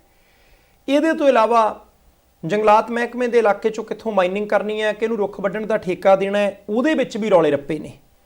ਯਾਨੀ ਦੋਸ਼ ਤਾਂ 6 ਕਰੋੜ ਤੋਂ ਉੱਪਰ ਦਾ, ਸਾਬਿਤ ਕਿੰਨੇ ਦਾ ਹੁੰਦਾ, ਸਬੂਤ ਕਿੰਨੇ ਕਾਉਂਦੇ ਆ, ਕਦੋਂ ਗ੍ਰਿਫਤਾਰੀਆਂ ਹੁੰਦੀਆਂ, ਪੁੱਛਗਿੱਛ ਦੇ ਵਿੱਚੋਂ ਕੀ ਨਿਕਲਦਾ, ਫਿਰ ਜ਼ਮਾਨਤਾਂ ਤੱਕ ਸਿਲਸਿਲਾ ਕਦੋਂ ਜਾਂਦਾ। ਪਰ ਸੰਧਾਲੀਆ ਸਾਹਿਬ, ਮੈਂ ਇਸ ਗੱਲੋਂ ਬਹੁਤ ਹੈਰਾਨ ਹਾਂ। ਸਿਹਤ ਵਿਭਾਗ ਦਾ ਘਪਲਾ ਨਿਕਲੇ ਕਰੋੜਾਂ ਤੋਂ ਘੱਟ ਨਹੀਂ, ਜੰਗਲਾਤ ਮਹਿਕਮੇ ਦਾ ਪਹਿਲਾ ਘਪਲਾ ਨਿਕਲੇ ਕਰੋੜਾਂ ਤੋਂ ਘੱਟ ਨਹੀਂ, ਆਹ ਨਿਕਲੇ ਕਰੋੜਾਂ ਤੋਂ ਘੱਟ ਨਹੀਂ। ਜਾਨੀ ਕਰੋੜ ਤੋਂ ਥੱਲੇ ਮੈਨੂੰ ਲੱਗਦਾ ਕਿ ਰੁਪਈਆਂ ਦੀ ਕੀਮਤ ਹੀ ਖਤਮ ਹੋ ਗਈ ਹੈ ਹੁਣ ਤਾਂ। ਇਹ ਦੇਖੋ, ਮਾਤੜ ਬੰਦੇ ਲਈ ਤੇ ਕਰੋੜ ਬਾਰੇ ਸੋਚਣਾ ਵੀ ਔਖਾ ਨਾ, ਤੇ ਜਿੱਥੇ ਕੰਮ ਹੀ ਤੁਹਾਨੂੰ ਪਤਾ ਵੀ ਹੁਣ ਅਰਬਾਂ ਦੇ ਹਿਸਾਬ ਨਾਲ ਚੱਲਣਾ, ਤੇ ਅਰਬਾਂ ਦੇ ਵਿੱਚੋਂ ਫਿਰ ਕਰੋੜਾਂ ਦਾ ਕੰਮ ਵੀ ਜੇ ਨਾ ਨਿਕਲੇ ਇਸ ਤਰ੍ਹਾਂ ਦਾ, ਤੇ ਫਿਰ ਫਾਇਦਾ ਕੀ ਹੋਇਆ। ਉਹ ਕਹਿੰਦਾ ਫਿਰ ਨਾ ਫਿਰ ਲੰਮੇ ਸਾਹਿਬ ਫਿਰ ਕਿਆ ਫਾਇਦਾ ਹੋਇਆ ਜੀ ਫਿਰ ਤੁਹਾਨੂੰ ਸੀਟ ਤੇ ਪਾਉਣ ਦਾ। ਵੈਸੇ ਮੈਂ ਸੰਗਤ ਸਿੰਘ ਗਿਲਜੀਆਂ ਸਾਹਿਬ ਬਾਰੇ ਸੋਚਦਾ ਸੀ ਵੀ ਦੇਖੋ, ਜਿੰਨਾ ਚਿਰ ਤੁਸੀਂ ਦੱਸਿਆ ਕਿ ਉਹ ਰਸੂਖ ਨਾਲ ਜਿੱਤਦੇ ਰਹੇ, ਲੋਕਾਂ ਦਾ ਵਿਸ਼ਵਾਸ ਹੀ ਸੀ, ਵਾਰ-ਵਾਰ ਉਹਨਾਂ ਨੂੰ ਜਿਤਾਉਂਦੇ ਰਹੇ, ਉਹ ਵੀ ਸੋਚਦੇ ਹੋਣੇ ਵੀ ਯਾਰ ਬੜੇ ਵਧੀਆ, ਮਤਲਬ 4.5 ਸਾਲ ਐਮਐਲਏ ਬਣੇ ਰਹੇ, ਰੌਲਾ ਰੱਪਾ ਕੋਈ ਨਹੀਂ ਸੀਗਾ, ਸਗੋਂ ਇੱਜ਼ਤ ਵੀ ਸੀਗੀ। ਕਿਉਂਕਿ ਮੈਨੂੰ ਯਾਦ ਆਉਂਦਾ ਵਿੱਚ ਸੰਗਤ ਸਿੰਘ ਗਿਲਜੀਆਂ ਸਾਹਿਬ ਦਾ ਬਿਆਨ ਵੀ ਤੱਤਾ ਜਾਂਦਾ ਵੀ ਨਹੀਂ ਵੀ ਕੈਪਟਨ ਸਾਹਿਬ ਇੱਦਾਂ ਨੇ, ਇੱਦਾਂ ਕਰੋ, ਤੁਸੀਂ ਕਮਾਲ ਕਰੀ ਜਾਂਦੇ ਹੋ, ਮਾਰਾ ਸਰਕਾਰ ਕੇ ਲੋਕ ਮਰਨ ਡਏ। ਉਹ ਲੱਗਦਾ ਸੀ ਵੀ ਯਾਰ ਬੰਦੇ ਹੈਗੇ ਨਹੀਂ। ਸ਼ਾਇਦ ਉਹੋ ਹੀ ਇੱਕ ਕਾਰਨ ਹੋਊਗਾ ਵੀ ਚਲੋ ਉਹਨਾਂ ਨੇ ਐਡਜਸਟ ਕੀਤਾ ਗਿਆ ਕਿੱਦਾਂ। ਹੁਣ ਇਹ ਤਾਂ ਰੱਬ ਜਾਣੇ ਵੀ ਉਹ ਉਹਦੇ 'ਚ ਇਨਵੋਲਵ ਨੇ, ਨਹੀਂ ਇਨਵੋਲਵ, ਉਹਨਾਂ ਦਾ ਭਤੀਜਾ ਇਨਵੋਲਵ ਹੈ, ਨਹੀਂ ਇਨਵੋਲਵ, ਇਹ ਤਾਂ ਸਾਰਾ ਕੁਝ ਸਰਕਾਰ ਨੇ ਦੇਖਣਾ, ਜਾਂ ਕਹਿ ਲਓ ਅਦਾਲਤਾਂ ਨੇ ਦੇਖਣਾ। ਕਿਉਂਕਿ ਸਰਕਾਰ ਵੱਲੋਂ ਦੋਸ਼ ਲੱਗਦੇ ਜਾਂ ਸਰਕਾਰ ਦਾ ਮਹਿਕਮਾ ਲਾਉਂਦਾ ਦੋਸ਼, ਅਦਾਲਤ ਨੇ ਫੈਸਲਾ ਕਰਨਾ ਵੀ ਦੋਸ਼ ਸੱਚੇ ਹੈਗੇ ਗਲਤ ਆ। ਪਰ ਇੱਕ ਗੱਲ ਤੇ ਨੋਟ ਕਰਨ ਵਾਲੀ ਹੈ ਨਾ ਵੀ ਕੁਦਰਤੀ ਜਿੱਦਾਂ ਉਹ ਜਾਂ ਉਹਨਾਂ ਦੇ ਆਸੇ-ਪਾਸੇ ਕਿਤੇ ਬੈਠੇ ਨੇ, ਪਿੰਡਾਂ ਵਾਲੇ ਆਮ ਗੱਲਾਂ ਕਰ ਦਿੰਦੇ, ਉਹ ਵੀਰ ਕਿਤੇ ਲਿਬੜੀ ਭਾਂਡੀ ਕਿਤੇ ਹੋ ਗਿਆ ਹੋਊਗਾ ਵੀ, ਕਿਉਂਕਿ 4.5 ਸਾਲਾਂ ਦਾ ਜਿੱਥੇ ਕੁਛ ਚੱਲੀ ਜਾਂਦਾ, ਉਹ ਕਹਿੰਦੇ ਵੀ ਹੁਣ ਸਾਹਿਬ ਆ ਗਏ ਨੇ, ਦੂਜੇ ਬਦਲ ਗਈ ਕੁਰਸੀ, ਕਹਿੰਦਾ ਵੀ ਮਗਰੋਂ ਜਾਂਦੀ ਵਾਰ ਜੀ ਦਾ ਹੁੰਦਾ ਵੀ ਚਲੋ ਕੋਈ ਗੱਲ ਨਹੀਂ ਯਾਰ, ਇਹ ਚੱਲੀ ਜਾਂਦਾ ਹੁੰਦਾ ਮਾਰਾ, ਕੋਈ ਨਹੀਂ ਪੁੱਛਦਾ, ਤੁਸੀਂ ਆ ਜਾਓ। ਇੰਨੇ ਕੁ ਬੰਦੇ ਆ ਤੁਹਾਡੇ। ਆਹ ਇਹ ਤਾਂ ਹਾਂ, ਤੇ ਹੋ ਸਕਦਾ ਵੀ ਉਹ 2 2.5 3 ਮਹੀਨਿਆਂ 'ਚ ਸਮਝਦਿਆਂ ਪਤਾ ਹੀ ਨਾ ਲੱਗਾ ਹੋਵੇ, ਤੇ ਉਹ ਬਾਅਦ 'ਚ ਜਦੋਂ ਨਾ ਕੈਪਟਨ ਸਾਹਿਬ ਨੇ ਇੱਕ ਵਾਰੀ ਮੰਤਰੀ ਮੰਡਲ ਦੇ ਵਿੱਚ ਵਾਧਾ ਕੀਤਾ, ਤੇ ਉਦੋਂ ਇਹ ਸੀਗਾ ਵਾਧਾ ਵੀ ਉਦੋਂ ਕੀਤਾ ਜਦੋਂ ਰਾਣਾ ਗੁਰਜੀਤ ਹੋਰੀ ਮੰਤਰੀ ਮੰਡਲ 'ਚ ਹੈ ਨਹੀਂ ਸੀ, ਕਿਸੇ ਨਾ ਕਿਸੇ ਨੇ ਤਾਂ ਹੁਣ ਬਣਨਾ। ਸਭ ਤੋਂ ਵੱਧ ਵਾਰ ਲਗਾਤਾਰ ਸੰਗਤ ਸਿੰਘ ਗਿਲਜੀਆਂ ਜਿੱਤੇ ਸੀ। ਅਗਲੇ ਨੇ ਸੁੰਦਰ ਸ਼ਾਮ ਅਰੋੜਾ ਉਹਨਾਂ ਨੂੰ ਮੰਤਰੀ ਬਣਾਤਾ। ਸੰਗਤ ਸਿੰਘ ਗਿਲਜੀਆਂ ਸਾਹਿਬ ਨੇ ਅਸਤੀਫਾ ਦਿੱਤਾ ਸੀ, ਕਾਂਗਰਸ ਪਾਰਟੀ ਦਾ ਕੌਮੀ ਅਹੁਦਾ ਸੀ ਇਹਨਾਂ ਦੇ ਕੋਲੇ ਇੱਕ, ਕਿ ਭਾਈ ਹੱਕ ਬਣਦਾ ਸੀ, ਤੁਸੀਂ ਥੋੜੀ ਵਾਰ ਜਿੱਤੇ ਬੰਦੇ ਨੂੰ ਮੰਤਰੀ ਬਣਾ ਦਿੰਦੇ ਹੋ, ਜਿਹੜਾ ਬਹੁਤੀ ਵਾਰ ਜਿੱਤਿਆ ਬੰਦਾ ਉਹਨੂੰ ਮੰਤਰੀ ਨਹੀਂ ਬਣਾਉਂਦੇ। ਮੈਨੂੰ ਇਹ ਗੱਲ ਉਦੋਂ ਚੇਤਾ ਹੈ ਜਦੋਂ ਤੁਸੀਂ ਕਿਹਾ ਕਿ ਆਖਰੀ 2.5 ਮਹੀਨੇ ਬਣੇ ਸੀ। ਹਾਂ, ਮੈਂ ਤਾਂ ਹੀ ਕਿਹਾ ਵੀ ਭਰੋਸਾ ਪੁਰਾਣਾ ਸੀ। ਉਹੀ ਕਹਿ ਰਿਹਾ ਨਾ ਵੀ ਹੋ ਸਕਦਾ ਵੀ ਪਾਰਟੀ ਦੇ ਐਡਜਸਟਮੈਂਟ ਦੇ ਹਿਸਾਬ ਨਾਲ ਕੀਤਾ ਹੋਵੇ ਵੀ ਯਾਰ ਇਦਾਂ ਨਾ ਕਰੀ, ਵੀ ਬੰਦੇ ਦਾ ਸਤਿਕਾਰ ਹੁੰਦਾ। ਜਿਹੜੇ ਥੱਲੇ ਅਫਸਰਾਨ ਹੋਣ ਉਹਨਾਂ ਨੂੰ ਵੀ ਲੱਗਦਾ ਹੋ ਵੀ ਯਾਰ ਹੁਣ ਤੇ ਟਾਈਮ ਲੰਘ ਗਿਆ, ਮਾਰਾ ਮਹੀਨੇ 3 ਰਹਿ ਗਏ, ਕੀ ਕਰਦੇ ਹੋ, 100 ਤਾਂ ਦਿਨ ਬਚਿਆ ਸਾਹਿਬ, ਤੁਸੀਂ ਇੰਨਾ ਸੋਚਣ ਸਾਚਣ ਦਾ ਟਾਈਮ ਕੋਈ ਨਹੀਂ, ਹੁਣ ਤਾਂ ਬਸ ਆਉਣ ਦਿਓ ਤੇ ਬਸ ਚੱਕ ਦਿਓ, ਬਸ ਵਲੇਟ ਲਓ ਬਸ। ਹਾਂ, ਉਦੋਂ ਬਾਅਦ ਕਿਸੇ ਨੇ ਸੋਚਿਆ ਹੀ ਨਹੀਂ ਹੋਊਗਾ ਵੀ ਪੰਜਾਬੀ ਆਹ ਸੋਚੀ ਬੈਠੇ ਵੀ ਆਪਾਂ 92 ਆਮ ਆਦਮੀ ਪਾਰਟੀ ਵਾਲੇ ਦੇ ਜਿਤਾਉਣੇ ਆ, ਉਹ ਮੋਢੇ ਤੇ ਡਾਂਗ ਰੱਖੀ ਫਿਰਦੇ ਵੀ ਅਸੀਂ ਬਦਲਾ ਲਿਆਉਣੇ। ਹੁਣ ਪਤਾ ਨਹੀਂ ਬਦਲਾ ਕਿਹੋ ਜਿਹੇ ਲਾਉਂਦੇ, 5 ਸਾਲ ਬਾਅਦ ਆਪਾਂ ਉਹਨਾਂ ਦੀ ਗੱਲ ਵੀ ਕਰ ਲਵਾਂਗੇ। ਪਰ ਜੋ ਕੁਛ ਇਸ ਵਕਤ ਤਾਣੀ ਜਿੱਥੇ ਜਾ ਕੇ ਫਸ ਗਈ ਆ, ਇਹ ਜਿੱਦਾਂ ਦਾ ਮੀਟਰ ਜਿਹਾ ਤੁਸੀਂ ਲਾ ਕੇ ਦੱਸਿਆ ਵੀ ਇੱਕ ਟਰੀ ਗਾਰਡ ਦੇ ਵਿੱਚੋਂ ਜੇ 700 ਵੱਜਦਾ ਹੈ ਤੇ 80,000 ਟਰੀ ਗਾਰਡ ਹੋਣ, ਮੈਂ ਕਹਿੰਦਾ ਆਪਾਂ ਲਾਉਂਦੇ ਵੀ ਨਹੀਂ। ਵੈਸੇ ਹੀ ਤੁਸੀਂ ਵੱਡੀ ਸਾਰੀ ਮਤਲਬ ਮੰਨ ਲਓ ਆਪਾਂ ਮੰਡੀ ਵਾਲੇ ਪਿੰਡ 'ਚ ਟਰੀ ਗਾਰਡ ਨਹੀਂ ਲਾਉਂਦੇ ਕਿ ਹਿਸਾਬ ਨਹੀਂ ਲਾਉਂਦੇ? ਨਹੀਂ ਅਜੇ ਗੱਡਣੇ ਨਹੀਂ ਕਿ ਟਰੀ ਗਾਰਡ, ਕਾਗਜ਼ ਤੇ ਲਿਖ ਲਓ ਤੁਸੀਂ 80,000 ਟਰੀ ਗਾਰਡ, ਪ੍ਰਤੀ ਗਾਰਡ ਤੁਸੀਂ 700 ਬਚਾ ਦਿਓ। ਚਲੋ ਤੁਸੀਂ ਉਹਨੇ ਨਾਲੇ ਹਿਸਾਬ ਲਾ ਲਓ ਵੀ ਕਿੰਨੇ ਪੈਸੇ ਬਚੇ। ਆਪਾਂ ਗੱਲ ਹੀ ਨਹੀਂ ਆਪਾਂ ਕਰਨੀ ਨਹੀਂ। ਨਾਲੇ ਸੰਧਾਲੀਆ ਸਾਹਿਬ, ਆਪਾਂ ਕਿਹੜਾ ਉਸ ਕੰਡਿਆਲੀ ਤਾਰ ਦੀ ਗੱਲ ਕਰਨੀ ਆ ਜਿਹੜੀ ਜੰਗਲਾਤ ਮਹਿਕਮੇ ਦੇ ਇਲਾਕੇ 'ਚ ਲੱਗੀ ਹੁੰਦੀ ਆ, ਖਰਾਬ ਅਜੇ ਹੋਈ ਨਹੀਂ ਹੁੰਦੀ, ਤੈਨੂੰ ਕੰਡਮ ਕਹਿ ਕੇ ਹੋਰ ਲਵਾਤੀ ਜਾਂਦੀ ਆ। ਹਾਂ ਨਹੀਂ, ਉਹ ਕਹਿੰਦੇ ਪਤਾ ਨਹੀਂ ਜੀ, ਉਹ ਤਾਂ ਜਗਾਲੀ ਗਈ ਸੀ। ਜੀ ਜਨਾਬ, ਨਾ ਹੈ ਹੀ ਨਹੀਂ ਰੰਗ, ਇਹ ਉਹਨੂੰ ਰੰਗ ਥੋੜਾ ਕੀਤਾ ਜਿਹੜੀ ਲਾਈ ਆ, ਇਹ ਤਾਂ ਨਵੀਂ ਲਿਆ ਕੇ ਲਾਈ। ਅੱਛਾ ਸੰਧਾਲੀਆ ਸਾਹਿਬ, ਨਾਲ ਦੀ ਨਾਲ ਸਾਧੂ ਸਿੰਘ ਧਰਮਸੋਤ ਹੋਰਾਂ ਵਾਲਾ ਕੰਮ ਨਿਬੇੜ ਹੀ ਦਈਏ। ਮੁੱਖ ਮੰਤਰੀ ਪੰਜਾਬ ਭਗਵੰਤ ਮਾਨ ਸਾਹਿਬ ਦਾ ਆਪਦਾ ਟਵੀਟ ਹੈ। ਨਹੀਂ, ਉਹਨਾਂ ਦਾ ਕੰਮ ਨਹੀਂ ਨਿਬੇੜਨਾ ਸਰ, ਉਹਨਾਂ ਦੀ ਗੱਲ ਕਰਨੀ, ਪੂਰਾ ਸ਼ਬਦ ਬੋਲਿਆ ਕਰੋ ਤੁਸੀਂ। ਇਹ ਜਿਹੜੀ ਐਵੇਂ ਨਜਾਇਜ਼ ਫੀਲਿੰਗ ਚੱਕ ਲੈਣੀ ਨਾ ਝੰਡਾ ਲਾ ਕੇ, ਮੈਂ ਤੁਹਾਨੂੰ ਦੱਸੀ ਜਾਂਦਾ ਗੱਲ, ਇਹ ਦਲਜੀਤ ਸਿੰਘ ਗਿਲਜੀਆਂ ਵੀ ਨਜਾਇਜ਼ ਫੀਲਿੰਗ ਦੇ ਚੱਕਰ ਜੇ ਕਿਤੇ ਨਾ ਕਿਤੇ ਵੀ ਮੰਤਰੀ ਸਾਹਿਬ ਦਾ ਭਤੀਜਾ ਨਹੀਂ ਲਾਦਮਾ। ਨਹੀਂ ਇਹਨੂੰ ਲਾ ਕੇ ਰੱਖੋ ਤੁਸੀਂ, ਮੈਂ ਵੀ ਖਬਰ ਪੂਰੀ ਵੀ ਕੈਨੇਡਾ ਵਾਲੇ ਉਹ ਬੰਦਾ ਇਤਰਾਜ਼ ਕਰਦਾ ਹੀ, ਇਹ ਮਹਾਰਾਜ ਜਦੋਂ ਕੈਨੇਡਾ ਡੇ ਸੀ ਉਦੋਂ ਦਾ ਲੱਗਾ ਆ। ਉਹ ਨਹੀਂ, ਮੈਂ ਤਾਂ ਨਾ ਵਧੀਆ ਲੱਗਦਾ ਕੁਦਰਤ, ਮੈਨੂੰ ਆਇਆ ਸੀ ਵੀ ਮੈਂ ਧਿਆਨ ਦਿਵਾਵਾਂ ਵਾਰ-ਵਾਰ। ਨਹੀਂ ਠੀਕ ਆ ਸੰਧਾਲੀਆ ਸਾਹਿਬ, ਮੈਂ ਸੋਚ ਰਿਹਾ ਸੀ ਕਿ ਜੇ ਤੁਸੀਂ ਗੱਲ ਆਖੀ ਹੁੰਦੀ, ਮੈਂ ਆਖੀ ਹੁੰਦੀ, ਕਿਸੇ ਵਿਰੋਧੀ ਧਿਰ ਵਾਲੇ ਨੇ, ਗੱਲ ਨਹੀਂ ਸੀ ਬੰਦੀ। ਜਦੋਂ ਮੁੱਖ ਮੰਤਰੀ ਸਾਹਿਬ ਖੁਦ ਟਵੀਟ ਕਰਕੇ ਕਹਿੰਦੇ ਆ ਜੀ ਪੋਸਟ ਮੈਟ੍ਰਿਕ ਸਕਾਲਰਸ਼ਿਪ ਸਕੀਮ ਦੇ ਫਾਈਲਾਂ ਮੇਰੇ ਕੋਲ ਆਈਆਂ, ਮੈਨੂੰ ਪਤਾ ਲੱਗਾ ਕਿ ਨਿੱਜੀ ਅਦਾਰਿਆਂ ਨੂੰ ਪੈਸੇ ਦਿੱਤੇ ਗਏ, ਹੇਰਾਫੇਰੀ ਹੋਈ ਹੈ, ਜਾਂਚ ਸ਼ੁਰੂ ਹੈ, ਸਾਡੇ ਰਾਖਵੇਂ ਭਾਈਚਾਰੇ ਦੇ ਬੱਚਿਆਂ ਦੇ ਨਾਲ ਧੋਖਾ ਹੋਇਆ, ਇੱਕ ਪੈਸੇ ਦਾ ਹਿਸਾਬ ਲਵਾਂਗੇ। ਤੇ ਆਪਾਂ ਸਾਰਿਆਂ ਨੂੰ ਪਤਾ ਕਿ ਪਿਛਲੇ 5-7 ਸਾਲ ਰੱਜ ਕੇ ਧਰਨੇ ਹੋਏ ਆ, ਉਹਨਾਂ ਦੇ ਵਿੱਚੋਂ ਬਹੁਤੇ ਧਰਨਿਆਂ ਦੇ ਵਿੱਚ ਜਿਹੜੀਆਂ ਤਖਤੀਆਂ ਫੜੀਆਂ ਹੁੰਦੀਆਂ ਸੀ, ਉਹਨਾਂ ਦੇ ਉੱਤੇ ਸਾਧੂ ਸਿੰਘ ਧਰਮਸੋਤ ਹੋਰਾਂ ਦਾ ਨਾਂ ਹੁੰਦਾ ਸੀ ਵਿਰੋਧ ਦੇ ਲਈ ਕਿ ਭਾਈ ਪੈਸੇ ਕਿੱਥੇ ਗਏ। ਹੁਣ ਜੇ ਮੁੱਖ ਮੰਤਰੀ ਸਾਹਿਬ ਨੇ ਕਹਿਤਾ ਕਿ ਫਾਈਲਾਂ ਆ ਗਈਆਂ, ਜਾਂਚ ਸ਼ੁਰੂ ਹੈ, ਹੋ ਸਕਦਾ ਪਹਿਲਾਂ ਹੀ ਖਿੜਕੀ 'ਚ ਫਸੇ ਸਾਧੂ ਸਿੰਘ ਧਰਮਸੋਤ ਹੋਰਾਂ ਦੇ ਖਿਲਾਫ ਸ਼ਿਕੰਜਾ ਹੋਰ ਕੱਸਿਆ ਜਾਏ। ਉਹੀ ਸ਼ਿਕੰਜਾ ਰੌਲਾ ਤੇ ਸ਼ਿਕੰਜਾ ਨਹੀਂ ਕਿਸੇ ਪਾਸੇ ਲੱਗ ਰਿਹਾ ਨਾ। ਵੈਸੇ ਇੱਕ ਗੱਲ ਹੈ, ਜਿਹੜਾ ਇਹ ਵਾਲਾ ਕੰਮ ਹੈ ਮਤਲਬ ਵਜੀਫੇ ਘਟਾਲੇ ਵਾਲਾ, ਇਹ ਸ਼ਬਦ ਵਜੀਫਾ ਤੇ ਘਟਾਲਾ ਤੁਸੀਂ ਆਪ ਦੇਖੋ ਆਪਣੇ ਆਪ 'ਚ ਰਲਦੇ ਨੇ। ਵਜੀਫਾ ਤਾਂ ਕਿੱਥੇ ਉਹਨਾਂ ਨੂੰ ਮਿਲਦਾ ਵੀ ਹਾਂ ਮਹਾਰਾਜ ਵੀ ਇਹਨਾਂ ਨੂੰ ਆਪਾਂ ਵਜੀਫਾ ਚਾਹੀਦਾ, ਫਲਾਣ ਲੈ ਵੀ ਫਲਾਣੇ ਨੂੰ ਵਜੀਫਾ ਮਿਲਦਾ, ਇੱਥੇ ਨਾਲ ਦੇ ਨਾਲ ਉਹ ਕਹਿੰਦੇ ਵੀ ਵਜੀਫੇ ਦੇ ਨਾਲ ਘਟਾਲਾ ਵੀ ਮਿਲਦਾ। ਜੇ ਮੈਂ ਗਲਤ ਨਹੀਂ ਤੇ ਕਾਂਗਰਸ ਸਰਕਾਰ ਵੀ ਆਉਣ ਤੋਂ ਪਹਿਲਾਂ ਦਾ ਰੌਲਾ ਪੈਂਦਾ ਇਹਦਾ, ਕਿਉਂਕਿ ਜਦੋਂ ਅਕਾਲੀ ਬੀਜੇਪੀ ਸਰਕਾਰ ਸੀਗੀ ਉਦੋਂ ਰੌਲਾ ਪੈ ਗਿਆ ਜੀ ਉਹ ਹੋ ਮਹਾਰਾਜ ਇਹਦਾ ਵਜੀਫਿਆਂ 'ਚ ਤਾਂ ਘਟਾਲਾ ਹੋਈ ਜਾਂਦਾ ਜੀ, ਘਟਾਲਾ ਹੋਈ ਜਾਂਦਾ। ਕਾਂਗਰਸ ਸਰਕਾਰ ਦੇ ਆਉਣ ਤੋਂ ਪਹਿਲਾਂ ਵੀ ਬੜਾ ਰੌਲਾ ਪੈਂਦਾ, ਸਾਡੀ ਸਰਕਾਰ ਆਉਣ ਦਿਓ ਬਸ, ਮਹੀਨੇ 2 ਨਹੀਂ ਲੱਗਣੇ, ਦੁੱਧ ਦਾ ਦੁੱਧ ਪਾਣੀ ਦਾ ਪਾਣੀ ਕਰ ਦੇਣਾ ਆਪਾਂ। ਲੈ ਵੀ 2 ਮਹੀਨੇ 5 ਸਾਲ ਨਹੀਂ ਆਏ, ਲੋਕ ਲੱਭਦੇ ਰਹੇ। ਹਾਂ ਕਲੀਨ ਚਿੱਟ ਇੱਕ ਵਾਰ ਜ਼ਰੂਰ ਆਈ ਸੀ ਵਿੱਚ, ਜੇ ਮੈਂ ਗਲਤ ਨਹੀਂ ਤਾਂ ਆਪਾਂ ਚੇਤਾ ਕਰਾ ਦਿੰਦੇ ਹਾਂ, ਉਦੋਂ ਹੀ ਬੜਾ ਰੌਲਾ ਪੈ ਗਿਆ ਜੀ ਇਹ ਸਾਰਾ ਕੁਛ ਕਰਤਾ, ਇਹ ਸਾਰਾ ਕੁਛ ਕਰਤਾ। ਤੇ ਉਦੋਂ ਜ਼ਰੂਰ ਸਾਧੂ ਸਿੰਘ ਧਰਮਸੋਤ ਹੋਰਾਂ ਨੂੰ ਕਲੀਨ ਚਿੱਟ ਦਿੱਤੀ ਸੀ ਕੈਪਟਨ ਸਾਹਿਬ ਨੇ, ਕਹਿੰਦਾ ਨਾ ਬਿਲਕੁਲ ਸਾਫ਼ ਆ ਕੰਮ, ਹੈ ਹੀ ਨਹੀਂ ਵਿੱਚ ਕੋਈ ਦਾਗ ਵਾਲੀ ਗੱਲ ਕੋਈ। ਬਾਕੀ ਸੰਧਾਲੀਆ ਨਹੀਂ ਉਹਨਾਂ ਇਦਾਂ ਹੀ ਕਿਹਾ ਬਿਲਕੁਲ ਸਾਫ਼ ਆ ਕੰਮ, ਬਿਲਕੁਲ ਸਾਫ਼ ਹੈ ਕੰਮ। ਹੋਰ ਗੱਲ ਕਰੋ। ਹਾਂ ਦੇਖੋ ਸੰਧਾਲੀਆ ਸਾਹਿਬ, ਇੱਕ ਗੱਲ ਪਹਿਲੀ ਜਿਹੜੀ ਕਲੀਅਰ ਕਰੀਏ ਕਿ ਸਕੀਮ ਕੀ ਹੈ। ਸਕੀਮ ਸੀ ਕਿ ਜਿਹੜੇ ਐਸਸੀ ਭਾਈਚਾਰੇ ਦੇ ਜਾਂ ਗਰੀਬੀ ਰੇਖਾ ਤੋਂ ਹੇਠਾਂ ਬੱਚੇ ਨੇ ਜਿਹੜੇ ਪੜ੍ਹਨਾ ਚਾਹੁੰਦੇ ਆ 10ਵੀਂ ਤੋਂ ਬਾਅਦ, ਪਰ ਉਹਨਾਂ ਦੇ ਘਰੋਂ ਵਿੱਤ ਜਿਹੜੀ ਆ, ਪੈਸੇ ਜਿਹੜੇ ਆ ਉਹ ਆਗਿਆ ਨਹੀਂ ਦਿੰਦੇ ਕਿ ਤੁਸੀਂ ਪੜ੍ਹ ਸਕੋ। ਸਕੀਮ ਸ਼ਾਨਦਾਰ, ਮੈਂ ਕਹਿੰਦਾ ਕਿ ਆਰਥਿਕ ਤੌਰ ਤੇ ਕਮਜ਼ੋਰ ਬੱਚਾ, ਰਾਖਵੇਂ ਵਰਗ ਦਾ ਬੱਚਾ, ਜੇ ਉਹ ਪੜ੍ਹਨਾ ਚਾਹੁੰਦਾ ਤੇ ਲੋਕਤੰਤਰ ਦੇ ਵਿੱਚ ਉਹਨੂੰ ਹੱਕ ਮਿਲਣਾ ਚਾਹੀਦਾ, ਫੀਸ ਕਰਕੇ ਥੋੜੀ ਰਹਿ ਜਵੇ। ਕਹਿੰਦੇ ਤੁਸੀਂ ਸਰਕਾਰੀ ਅਦਾਰੇ 'ਚ ਪੜ੍ਹੋ, 11ਵੀਂ ਕਰੋ। ਪ੍ਰਾਈਵੇਟ 'ਚ ਕਰੋ, ਯੂਨੀਵਰਸਿਟੀ 'ਚ ਕਰੋ, ਕਾਲਜ 'ਚ ਕਰੋ, ਕੋਈ ਦਿੱਕਤ ਨਹੀਂ। ਪੈਸੇ ਤੁਹਾਨੂੰ ਸਰਕਾਰ ਪੋਸਟ ਮੈਟ੍ਰਿਕ ਸਕਾਲਰਸ਼ਿਪ ਸਕੀਮ ਦੇ ਅਧੀਨ ਦਊ। ਵਧੀਆ। ਸ਼ੁਰੂ ਦੇ ਵਿੱਚ ਕੇਂਦਰ ਸਰਕਾਰ ਸਾਰੇ ਪੈਸੇ ਦਿੰਦੀ 100% ਦੀ। ਮੰਨ ਲਓ ਤੁਹਾਡੀ 80,000 ਫੀਸ ਹੈ, 80,000 ਤੁਹਾਨੂੰ ਸਕਾਲਰਸ਼ਿਪ ਸਕੀਮ ਆਜੂ। ਬੱਚੇ ਨੂੰ ਪਤਾ ਸੀ, ਅਦਾਰੇ ਨੂੰ ਪਤਾ ਸੀ, ਉਹ ਕਹਿੰਦੇ ਸੀ ਅੱਛਾ ਤੁਸੀਂ ਉਸ ਦਾਇਰੇ 'ਚ ਆਉਂਦੇ ਆ, ਕੋਈ ਗੱਲ ਨਹੀਂ, ਐਡਮਿਸ਼ਨ ਕਰਾ ਦਿਓ, ਮਹੀਨੇ ਦੇ ਪੈਸੇ ਆ ਜਾਣੇ। ਨਾ ਬੱਚੇ ਨੂੰ ਪੜ੍ਹਾਈ ਦੇ ਵਿੱਚ ਫੀਸ ਦੀ ਚਿੰਤਾ ਸੀ, ਨਾ ਵਿਦਿਅਕ ਅਦਾਰੇ ਨੂੰ ਚਿੰਤਾ ਸੀ। ਫਿਰ ਸਰਕਾਰ ਕੇਂਦਰ ਦੇ ਵਿੱਚ ਬਦਲੀ, ਉਹਨਾਂ ਨੇ ਕਿਹਾ 60% ਪੈਸੇ ਅਸੀਂ ਦੇਵਾਂਗੇ, 40% ਪੈਸੇ ਸੂਬਾ ਸਰਕਾਰ ਪਾਵੇ। ਇੱਥੇ ਰੌਲਾ ਪੈ ਗਿਆ ਬਸ। ਜਦੋਂ ਫਿਰ ਪੈਸੇ ਖੁਦ ਕੋਲੋਂ ਵੀ ਜਿਉਂਦੇ ਆ ਇੱਥੇ ਗਿਆ ਨਾ, ਮੈਨੂੰ ਇਹ ਬੋਲੀ ਯਾਦ ਜਾਂਦੇ ਨੇ, ਉਹ ਬੋਲੀ ਇੱਥੇ ਨਹੀਂ, ਮੈਂ ਚੇਤਾ ਕਰਿਆ ਉਦਾਂ ਹੀ ਸੀ। ਮੈਂ ਕਿਹਾ ਆਪਾਂ ਦੱਸਣਾ ਨਹੀਂ, ਉਹ ਬੋਲੀ ਜੇ ਤੁਹਾਡੇ ਵੀ ਦਿਮਾਗ 'ਚ ਆਈ ਹੋਵੇ ਥੱਲੇ ਕਮੈਂਟ 'ਚ ਲਿਖ ਦਿਓ, ਬੋਲੀ ਚੱਕ ਦਿਓ। ਹਾਂ ਵੀ ਕੀ ਹੁੰਦਾ। ਹਾਂ ਠੀਕ ਹੈ ਜੀ। ਹੁਣ ਸੰਧਾਲੀਆ ਸਾਹਿਬ, ਉਹਦੇ ਤੋਂ ਬਾਅਦ ਫਿਰ ਰੌਲਾ ਰੱਪਾ ਇਹ ਪੈਂਦਾ ਸੀ ਕਿ ਉਹ ਪੈਸੇ ਖਾਣ ਦੇ ਲਈ ਇੱਕ ਬੱਚੇ ਦਾ ਦਾਖਲਾ ਕਈ ਸ਼ਹਿਰਾਂ ਦੇ ਵਿੱਚ ਦਿਖਾਤਾ, ਕਈ ਵਿਦਿਅਕ ਅਦਾਰਿਆਂ 'ਚ ਦਿਖਾਤਾ। ਮੰਨ ਲਓ ਕਿ ਤੁਹਾਡੀ ਉਮਰ ਅਸੀਂ ਥੋੜੀ ਜਿਹੀ ਘਟਾਉਣੇ ਆ, ਹਲਕੀ ਜਿਹੀ ਘਟਾ ਲਓ, ਤੁਹਾਡੀ ਵੱਧ ਜਾਣੀ ਨਹੀਂ। ਠੀਕ ਹੈ ਕਿ ਉਹਦੇ ਵਿੱਚ ਕਿ ਤੁਹਾਨੂੰ ਅਸੀਂ ਨਵਾਂ ਸ਼ਹਿਰ ਦੇ ਵਿੱਚ ਵੀ ਦਾਖਲਾ ਦਿਖਾਤਾ, ਅਬੋਹਰ 'ਚ ਵੀ ਦਿਖਾਤਾ, ਲੁਧਿਆਣੇ 'ਚ ਵੀ ਦਿਖਾਤਾ। 80,000 ਫੀਸ ਤੁਹਾਡੀ ਇੱਕ ਕਰਕੇ ਬਣਦੀ ਸੀ, 3 ਵਾਰੀ ਆ ਗਈ, ਪੜ੍ਹਦੇ ਤੁਸੀਂ ਇੱਕ ਥਾਂ ਹੀ ਆ, ਤੇ 1,60,000 ਰੁਪਈਆ ਜੇਬ 'ਚ ਪਾ ਲਿਆ। ਫਿਰ ਜਦੋਂ ਕੱਪੜੇ ਦਾ ਰੌਲਾ ਰੱਪਾ ਪੈ ਗਿਆ ਕਿ ਭਾਈ ਆ ਗੱਲ ਮੈਚ ਮੂਚ ਨਹੀਂ ਕਰਦੀ, ਆਧਾਰ ਕਾਰਡ ਨਾਲ ਜੋੜ ਦਿਓ ਜੀ, ਆਹ ਜੋੜ ਦਿਓ ਜੀ, ਅਗਲਿਆਂ ਨੇ ਹੱਥ ਖਿੱਚ ਲਿਆ ਕਿ ਪਹਿਲਾਂ ਭਾਈ ਹਿਸਾਬ ਕਿਤਾਬ ਕਰਕੇ ਦੱਸੋ ਕਿ ਪੈਸੇ ਅਸਲੀ ਲੋਕਾਂ ਨੂੰ ਗਏ ਆ ਕਿ ਨਹੀਂ। ਸਕਾਲਰਸ਼ਿਪ ਬੰਦ ਹੋ ਗਈ, ਲੱਖਾਂ ਵਿਦਿਆਰਥੀਆਂ ਦੀ ਪੜ੍ਹਾਈ ਅੱਧ ਵਿਚਾਲੇ ਰਹਿ ਗਈ। ਕਈਆਂ ਨੂੰ ਇਹ ਕਹਿਤਾ ਕਿ ਪਹਿਲਾਂ ਫੀਸ ਦਿਓ ਭਾਈ ਅਦਾਰੇ ਵਾਲਿਆਂ ਨੇ, ਉੱਪਰੋਂ ਨਹੀਂ ਪੈਸੇ ਪੂਸੇ ਆਉਂਦੇ, ਥੋੜੀਆਂ ਡਿਗਰੀਆਂ ਡਿਪਲੋਮੇ ਫਿਰ ਦਿਆਂਗੇ। ਹੁਣ ਸੰਧਾਲੀਆ ਸਾਹਿਬ ਮੰਨ ਲਓ ਕਿ ਮੁੱਖ ਮੰਤਰੀ ਸਾਹਿਬ ਨੇ ਜਾਂਚ ਸ਼ੁਰੂ ਕਰਤੀ, ਬਹੁਤ ਵਧੀਆ, ਚੰਗਾ ਲੱਗਾ ਉਹਨਾਂ ਦਾ ਟਵੀਟ। ਪਰ ਇੱਥੇ ਇੱਕ ਦਿੱਕਤ ਆਉਣੀ ਹੈ, ਜੇ ਤਾਂ ਸਾਬਕਾ ਮੰਤਰੀਆਂ ਤੱਕ ਕੀਮਤ ਜਾਣੀ ਇਹਦੀ ਰੱਖਣੀ ਸੀਮਤ ਸਾਰਾ ਕੁਛ ਕਿ ਭਾਈ ਇੱਥੇ ਹੋ ਗਿਆ, ਫਿਰ ਤਾਂ ਠੀਕ ਹੈ, 2-4 ਬੰਦੇ ਫਸਣੇ ਆ, ਨਾਲ ਸਹਾਇਕ ਫਸ ਜਾਣਗੇ। ਦੂਸਰੇ ਪਾਸੇ ਕਿਉਂਕਿ ਘਪਲਾ ਥੱਲੇ ਤੱਕ ਹੋਇਆ, ਸਾਰੇ ਵਿਦਿਅਕ ਅਦਾਰੇ ਮਾੜੇ ਨਹੀਂ ਤੇ ਸਾਰੇ ਚੰਗੇ ਨਹੀਂ, ਕਈਆਂ ਨੇ ਹੱਥ ਖੂਬ ਰੰਗੇ, ਜਿਨ੍ਹਾਂ ਨੇ ਹੱਥ ਰੰਗੇ ਉਹਨਾਂ ਨੇ ਉੱਪਰਲੇ ਪਾਸੇ ਵੀ ਹੱਥ ਰੰਗੇ ਹੋਣੇ ਆ। ਹੁਣ ਯੂਨੀਵਰਸਿਟੀਆਂ ਤੇ ਕਾਲਜ ਕਈ ਨੇ ਜਿਨ੍ਹਾਂ ਦਾ ਪਿਛਲੇ ਸਮੇਂ ਦੇ ਵਿੱਚ ਸੀ ਕਿ ਇਹਦਾ 40 ਕਰੋੜ ਲੈਣਾ ਜੀ, ਇਹ ਤੋਂ 30 ਕਰੋੜ ਲੈਣਾ ਜੀ, ਜਿਨ੍ਹਾਂ ਨੇ ਖਾ ਲਏ ਸੀ ਪੈਸੇ, ਦੁਰਵਰਤੋਂ ਕੀਤੀ ਸੀ। ਮੁੜ ਕੇ ਇੱਕ ਵਾਰੀ ਕਹਤਾ ਨਹੀਂ 40 ਨਹੀਂ 4 ਕਰੋੜ ਆ, 30 ਨਹੀਂ 2.5 ਕਰੋੜ ਆ, ਉਹਦੇ ਵਿੱਚੋਂ ਵੀ ਪਤਾ ਨਹੀਂ ਪੈਸੇ ਵਸੂਲੇ ਕਿ ਨਹੀਂ ਵਸੂਲੇ। ਚਾਹੀਦਾ ਤੇ ਹੈ ਵਿਦਿਅਕ ਅਦਾਰਿਆਂ ਤੇ ਠੋਕ ਕੇ ਕਾਰਵਾਈ ਕਰੋ, ਚਾਹੇ ਕੋਈ ਸਰਕਾਰ ਪੱਖੀ ਹੈ ਤੇ ਚਾਹੇ ਕੋਈ ਸਰਕਾਰ ਵਿਰੋਧੀ ਹੈ। ਜਦੋਂ ਵਰਸੀਮ ਵੱਢੀ ਦਾ ਨਾ ਸੰਧਾਲੀਆ ਸਭ ਇੱਕ ਟੱਕ ਵੱਢੀ ਦਾ ਇੱਥੋਂ ਉਹ ਤੱਕ, ਫਿਰ ਮਗਰ ਉਹ ਲਹਿਰਾ ਤਾਂ ਇੱਕ ਟੱਕ ਫੁੱਟਦਾ।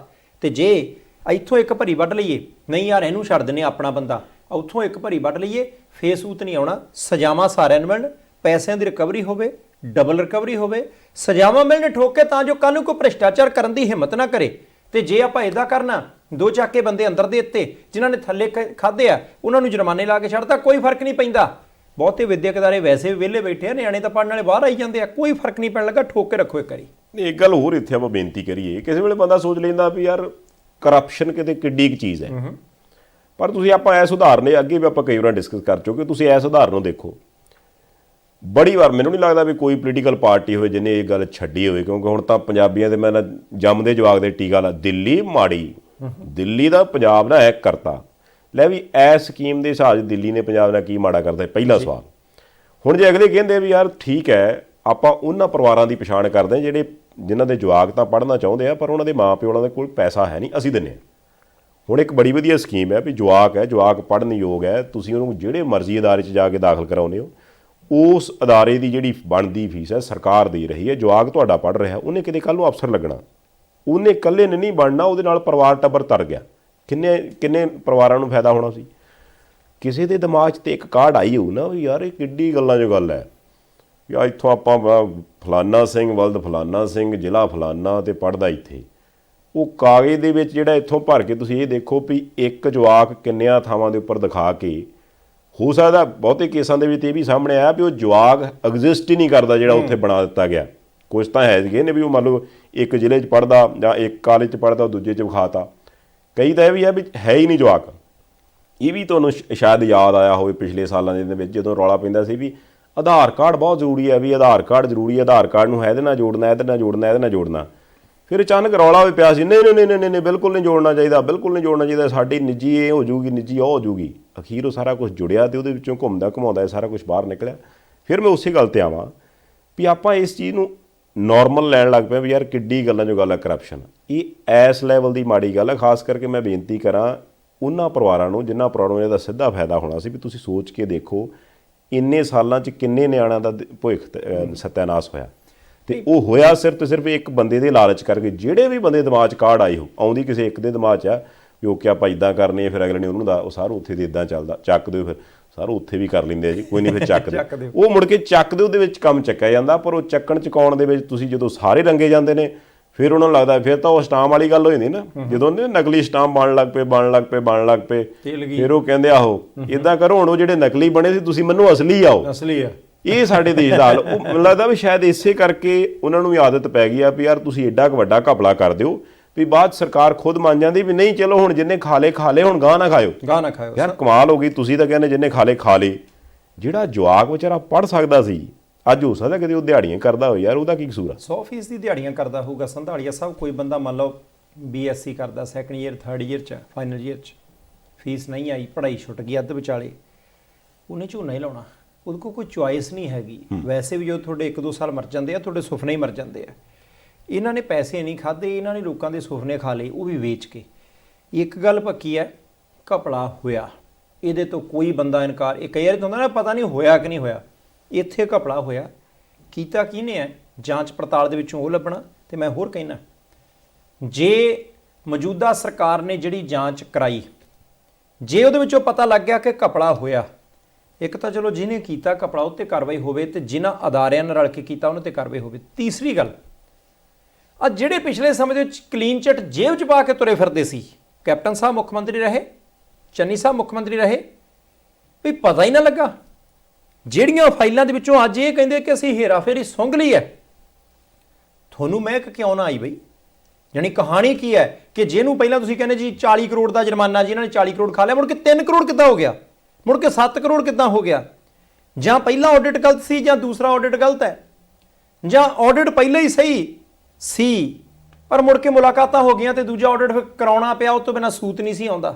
ਯਾਨੀ ਪਤਾ ਤਾਂ ਲੱਗੇ ਨਾ ਕਿ ਜਾਣ ਬੁੱਝ ਕੇ, ਕਿਉਂਕਿ ਜੇ ਹਰ ਵਾਰੀ ਇਦਾਂ ਹੀ ਆ ਕਿ ਮੈਨੂੰ ਪਤਾ ਰੇਤਾ ਕੌਣ ਖਾਂਦਾ, ਮੇਰੇ ਕੋਲ ਸਾਰੀਆਂ ਫਾਈਲਾਂ, ਰੇਤਾ 2 ਨੰਬਰ ਦਾ ਕੰਮ ਕਰਦਾ ਹੀ, ਪਰ ਪਾਰਟੀ ਖਾਤਰ ਚੁੱਪ ਰਹਿ, ਪੰਜਾਬ ਲੁੱਟ ਜਾਓ। ਹਾਂ, ਮੁੜ ਕੇ ਪਾਰਟੀ ਛੱਡ ਦਿਓ। ਪਾਰਟੀ ਵੀ ਛੱਡ। ਚਲੋ ਮਤਲਬ ਦੇਖੋ ਗੱਲ ਇਹ ਆ ਜੀ, ਇਹ ਗੱਲਾਂ ਇਸ ਕਰਕੇ ਅਸੀਂ ਇੱਥੇ ਕਰਦੇ ਹਾਂ ਵੀ ਆਪਾਂ ਨਾ ਕਈ ਵਾਰ ਖਬਰ ਨੂੰ ਖਬਰ ਤੱਕ ਰਹਿਣ ਦਿੰਦੇ ਹਾਂ, ਪਰ ਜੇ ਹਰੇਕ ਖਬਰ ਨੂੰ ਖਬਰ ਤੱਕ ਰਹਿਣ ਦਿੱਤਾ ਜਾਵੇ ਨਾ, ਤੇ ਉਸ ਤੋਂ ਬਾਅਦ ਉਹਦੇ ਬੜੇ ਚਾਂਸਸ ਹੁੰਦੇ ਆ ਵੀ ਕੱਲ ਨੂੰ ਉਸੇ ਖਬਰ ਦੇ ਐਂਡ ਤੇ ਤੁਹਾਡਾ ਨਾਂ ਆ ਜਾਵੇ ਕਿਤੇ, ਹੈ ਨਾ। ਇਸ ਕਰਕੇ ਹੁਣ ਹੌਲੀ ਹੌਲੀ ਉਹਨਾਂ ਖਬਰਾਂ ਨੂੰ ਚੇਤੇ ਰੱਖਣ ਦੀ ਆਦਤ ਪਾਈ ਜਾਵੇ, ਤਾਂ ਜੋ ਇਹ ਜੋ ਕੁਝ ਵੀ ਤੰਤਰ ਚੱਲਦਾ ਪਿਆ ਉਹ ਚੱਲਦਾ ਕਿਤੇ ਸ੍ਰੀਲੰਕਾ ਟਾਈਪ ਨਾ ਬਣ ਜਾਵੇ ਜੀ। ਇਹੋ ਹੀ ਗੱਲ ਨਹੀਂ, ਜ਼ਰੂਰੀ ਹੈ ਜੀ, ਨਹੀਂ ਤਾਂ ਔਖਾ ਹੋ ਜਾਊਗਾ। ਬਾਕੀ ਜਾਂਚ ਦੇ ਵਿੱਚੋਂ ਕੀ ਨਿਕਲਦਾ ਉਹ ਦੇਖਦੇ ਆ। ਸੰਧਾਲੀਆ ਸਾਹਿਬ, ਹੁਣ ਥੋੜੀ ਜਿਹੀ ਗੱਲ ਕਰ ਲਈਏ ਪੰਜਾਬੀ ਕਲਾਕਾਰ ਜਿਹੜੇ ਖਾਸ ਤੌਰ ਦੇ ਉੱਤੇ ਫਿਲਮ ਇੰਡਸਟਰੀ ਦੇ ਵਿੱਚ ਕੰਮ ਕਰਦੇ ਆ। ਗੁਰਪ੍ਰੀਤ ਘੁੱਗੀ ਹੋਰੀ ਨੇ, ਕਰਮਜੀਤ ਅਨਮੋਲ ਨੇ, ਹੋਰ ਬਹੁਤ ਸਾਰੇ ਕਲਾਕਾਰ, ਉਹਨਾਂ ਨੇ ਇਕੱਠੇ ਹੋ ਕੇ ਇੱਕ ਜਥੇਬੰਦੀ ਬਣਾਈ। ਕਰਮਜੀਤ ਅਨਮੋਲ ਹੋਰਾਂ ਨੂੰ ਪ੍ਰਧਾਨ ਬਣਾਇਆ, ਬਾਕੀ ਕਈ ਬੰਦੇ ਅਹੁਦੇਦਾਰ ਬਣਾਏ। ਉਹਨਾਂ ਨੇ ਜਿਹੜਾ ਪਹਿਲਾ ਐਲਾਨ ਕੀਤਾ, ਉਹ ਕਹਿੰਦੇ ਜੀ ਦੇਖੋ, ਜਦੋਂ ਦੀ ਸਿੱਧੂ ਮੂਸੇਵਾਲੇ ਦਾ ਕਤਲ ਹੋਇਆ, ਹੱਤਿਆ ਹੋਈ ਹੈ, ਫਿਲਮ ਇੰਡਸਟਰੀ ਉੱਠ ਨਹੀਂ ਸਕੀ, ਕਲਾਕਾਰ ਪੰਜਾਬੀ ਉੱਠ ਨਹੀਂ ਸਕੇ। ਅਜੇ ਅੰਦਰੋਂ ਉਹ ਜਿਹੜੀ ਹੈ ਗੱਲ ਫੁੱਟਦੀ ਨਹੀਂ ਅਜੇ ਕਿ ਅਸੀਂ ਕੋਈ ਕੰਮ ਕਰੀਏ, ਅਸੀਂ ਖਾੜੇ ਲਾਈਏ ਜਾਂ ਅਸੀਂ ਸ਼ੂਟਿੰਗ ਕਰੀਏ।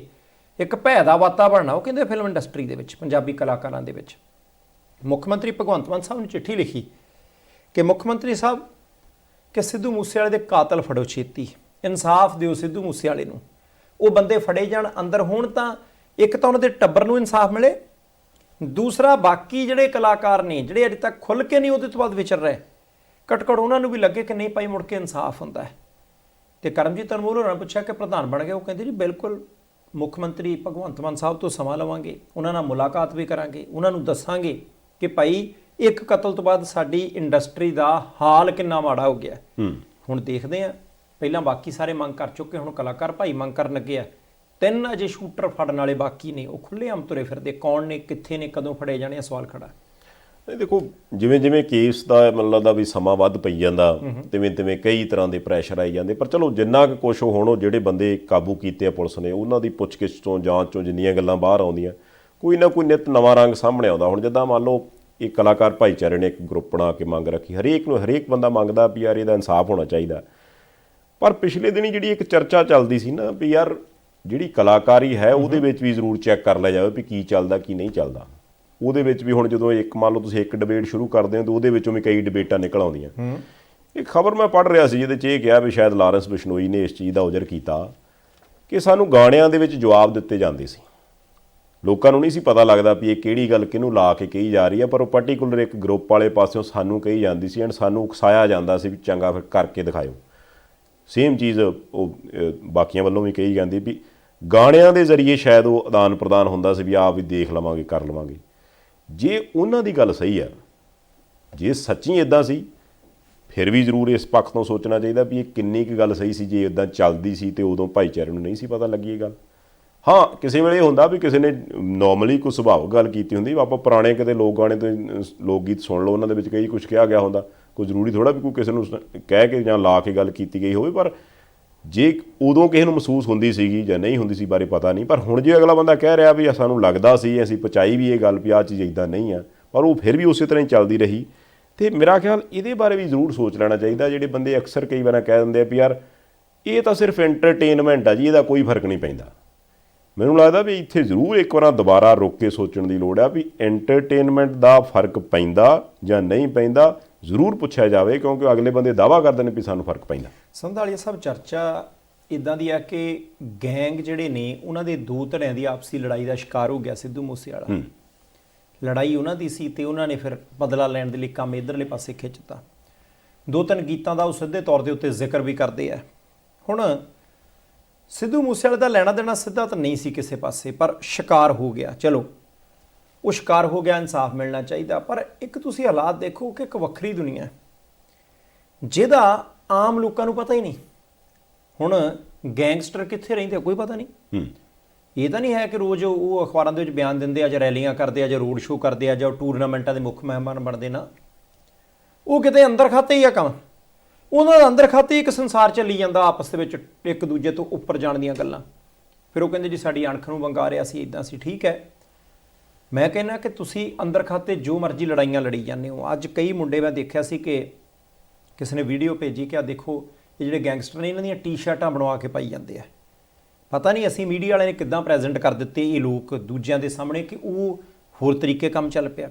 ਪਰ ਸੰਧਾਲੀਆ ਸਾਹਿਬ, ਮੈਂ ਕਹਿੰਦਾ ਕਿ ਜੇ ਇਹਨਾਂ ਨੂੰ ਲੱਗਦਾ ਹੈ ਕਿ ਭਾਈ ਉਹਨਾਂ ਨੇ ਅਣਖ ਨੂੰ ਵੰਗਾਰਤਾ ਸੀ, ਗੈਰਤ ਨੂੰ ਵੰਗਾਰ ਦਿੱਤਾ ਸੀ, ਅਸੀਂ ਤਾਂ ਕੀਤਾ। ਆ ਮਾਲਵੇ ਦੇ 7 ਜ਼ਿਲ੍ਹਿਆਂ ਦੇ ਵਿੱਚ ਚਿੱਟੀ ਮੱਖੀ ਪੰਜਾਬੀਆਂ ਦੀ ਗੈਰਤ ਨੂੰ ਵੰਗਾਰ ਰਹੀ ਹੈ। ਅਸੀਂ ਫਾਹੇ ਲੈਂਦੇ ਹਾਂ ਜਦੋਂ ਨਰਮਾ ਤਬਾਹ ਹੋ ਜਾਂਦਾ, ਅਸੀਂ ਲਟਕੇ ਹੁੰਨੇ, ਅਸੀਂ ਨਹਿਰਾਂ 'ਚ ਛਾਲਾਂ ਮਾਰੀਆਂ ਹੁੰਦੀਆਂ, ਅਸੀਂ ਰੇਲ ਗੱਡੀ ਥੱਲੇ ਸਿਰ ਦੇ ਕੇ ਵੜਦੇ ਨੇ ਸਿਰ ਆਪਣਾ। ਮੈਨੂੰ ਲੱਗਦਾ ਕਿ ਜੇ ਇੰਨੇ ਹੀ ਰੁਪਈਏ ਟਕੇ ਨੇ ਸਾਡੇ ਗੈਂਗਸਟਰਾਂ ਦੇ ਕੋਲ, ਇੰਨੀ ਤਾਕਤ ਹੈ, ਇੰਨੇ ਹੀ ਨੌਜਵਾਨ ਉਹਨਾਂ ਦੇ ਨਾਲ ਆ, ਯਾਰ ਇੱਧਰਲੇ ਪਾਸੇ ਆ ਕੇ ਦੇਖੋ। ਆ ਜਿਹੜੇ 7 ਜ਼ਿਲ੍ਹਿਆਂ ਦੇ ਵਿੱਚ ਹੁਣ ਭੰਗ ਭੁੱਜਣੀ ਹੈ, ਨਰਮੇ ਦੇ ਉੱਤੇ ਟਰੈਕਟਰ ਚੱਲਣੇ ਆ, 3-3 ਸਪਰੇਆਂ ਕਰ ਦਿੱਤੀਆਂ ਨਰਮਿਆਂ ਨੂੰ। ਸੰਧਾਲੀਆ ਸਾਹਿਬ, ਚਿੱਟਾ ਮੱਛਰ ਨਹੀਂ ਉੜਿਆ ਯਾਰ। ਜੇ ਤੁਸੀਂ ਐਡੇ ਕਿ ਜੇ ਤੁਹਾਡੇ ਇੱਕ ਪਟਾਕੇ ਨਾਲ ਤੁਸੀਂ ਦੁਨੀਆ ਹਿਲਾਣੇ ਆ, ਚਿੱਟਾ ਮੱਛਰ ਹੀ ਹਿਲਾ ਕੇ ਦਿਖਾ ਦਿਓ ਇੱਕ ਵਾਰੀ। ਘੱਟੋ ਘੱਟ ਕਿਸੇ ਦੇ ਕੰਮ ਤਾਂ ਆਓ, ਲੋਕ ਤੁਹਾਨੂੰ ਸਾਰੀ ਉਮਰ ਚੇਤੇ ਕਰਨਗੇ। ਇੱਕ ਦੂਜੇ ਦੇ ਬੰਦੇ ਮਾਰ ਕੇ, ਮਾਵਾਂ ਦੇ ਪੁੱਤ ਮਾਰ ਕੇ, ਉਹਨਾਂ ਦੇ ਘਰਾਂ ਦੇ ਵਿੱਚ 70 ਵਿਛਾ ਕੇ ਤਾਂ ਕੱਖ ਵੀ ਨਹੀਂ ਲੱਭਦਾ। ਮੁੜ ਕੇ ਥਾਣਾ ਹੀ ਆ, ਮੁੜ ਕੇ ਕਚਹਿਰੀ ਆ, ਮੁੜ ਕੇ ਜੇਲ੍ਹ ਹੀ ਆ, ਇਹ ਤੋਂ ਅੱਗੇ ਪਿੱਛੇ ਤਾਂ ਹੈ ਨਹੀਂ ਕੁਛ। ਇਹ ਗੱਲਾਂ ਜੋ ਵੀ ਹੈਗੀਆਂ, ਆਪਾਂ ਇਹ ਬੇਨਤੀ ਕਰਦੇ ਹਾਂ ਵੀ ਇਹ ਇੱਕ ਐਸਾ ਟ੍ਰੈਂਡ ਚੱਲ ਪਿਆ ਜਿਹੜਾ ਟ੍ਰੈਂਡ ਮਾੜਾ।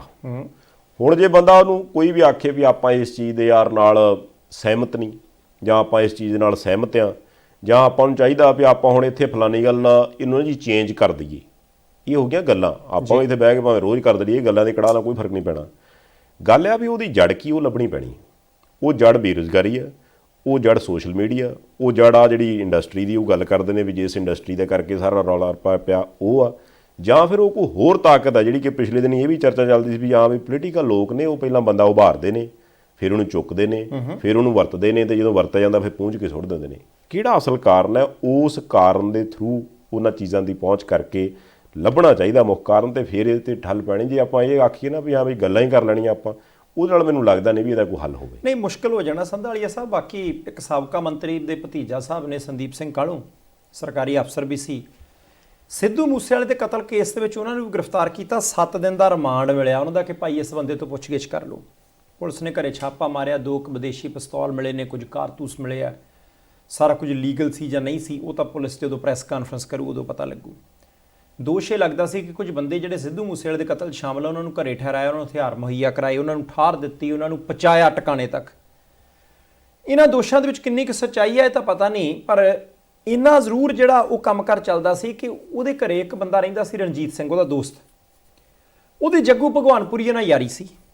ਹੁਣ ਗੱਲ ਉੱਥੋਂ ਚੱਲੀ ਹੈ ਜਾਂ ਕਿੱਧਰਲੇ ਪਾਸਿਓਂ ਚੱਲੀ ਹੈ, ਪਰ ਇਹ ਹੁਣ 7 ਦਿਨ ਦਾ ਰਿਮਾਂਡ ਜਦੋਂ ਇੱਕ ਦੂਜੇ ਦੇ ਸਾਹਮਣੇ ਬਿਠਾ ਕੇ ਪੁੱਛਗਿੱਛ ਕੀਤੀ ਜਾਊਗੀ, ਭਾਈ ਹਥਿਆਰ ਕਿੱਥੋਂ ਆਏ, ਬੰਦੇ ਕਦੋਂ ਦੇ ਜਾਣਦੇ ਸੀ, ਪਹਿਲਾਂ ਵੀ ਕੋਈ ਕਾਰਾ ਕੀਤਾ ਹੈ, ਕਿਉਂ ਰੱਖੇ ਸੀ ਉੱਥੇ, ਪੈਸਾ ਟਕਾ ਮਿਲਿਆ ਸੀ ਜਾਂ ਗੱਲ ਕੋਈ ਹੋਰ ਸੀ।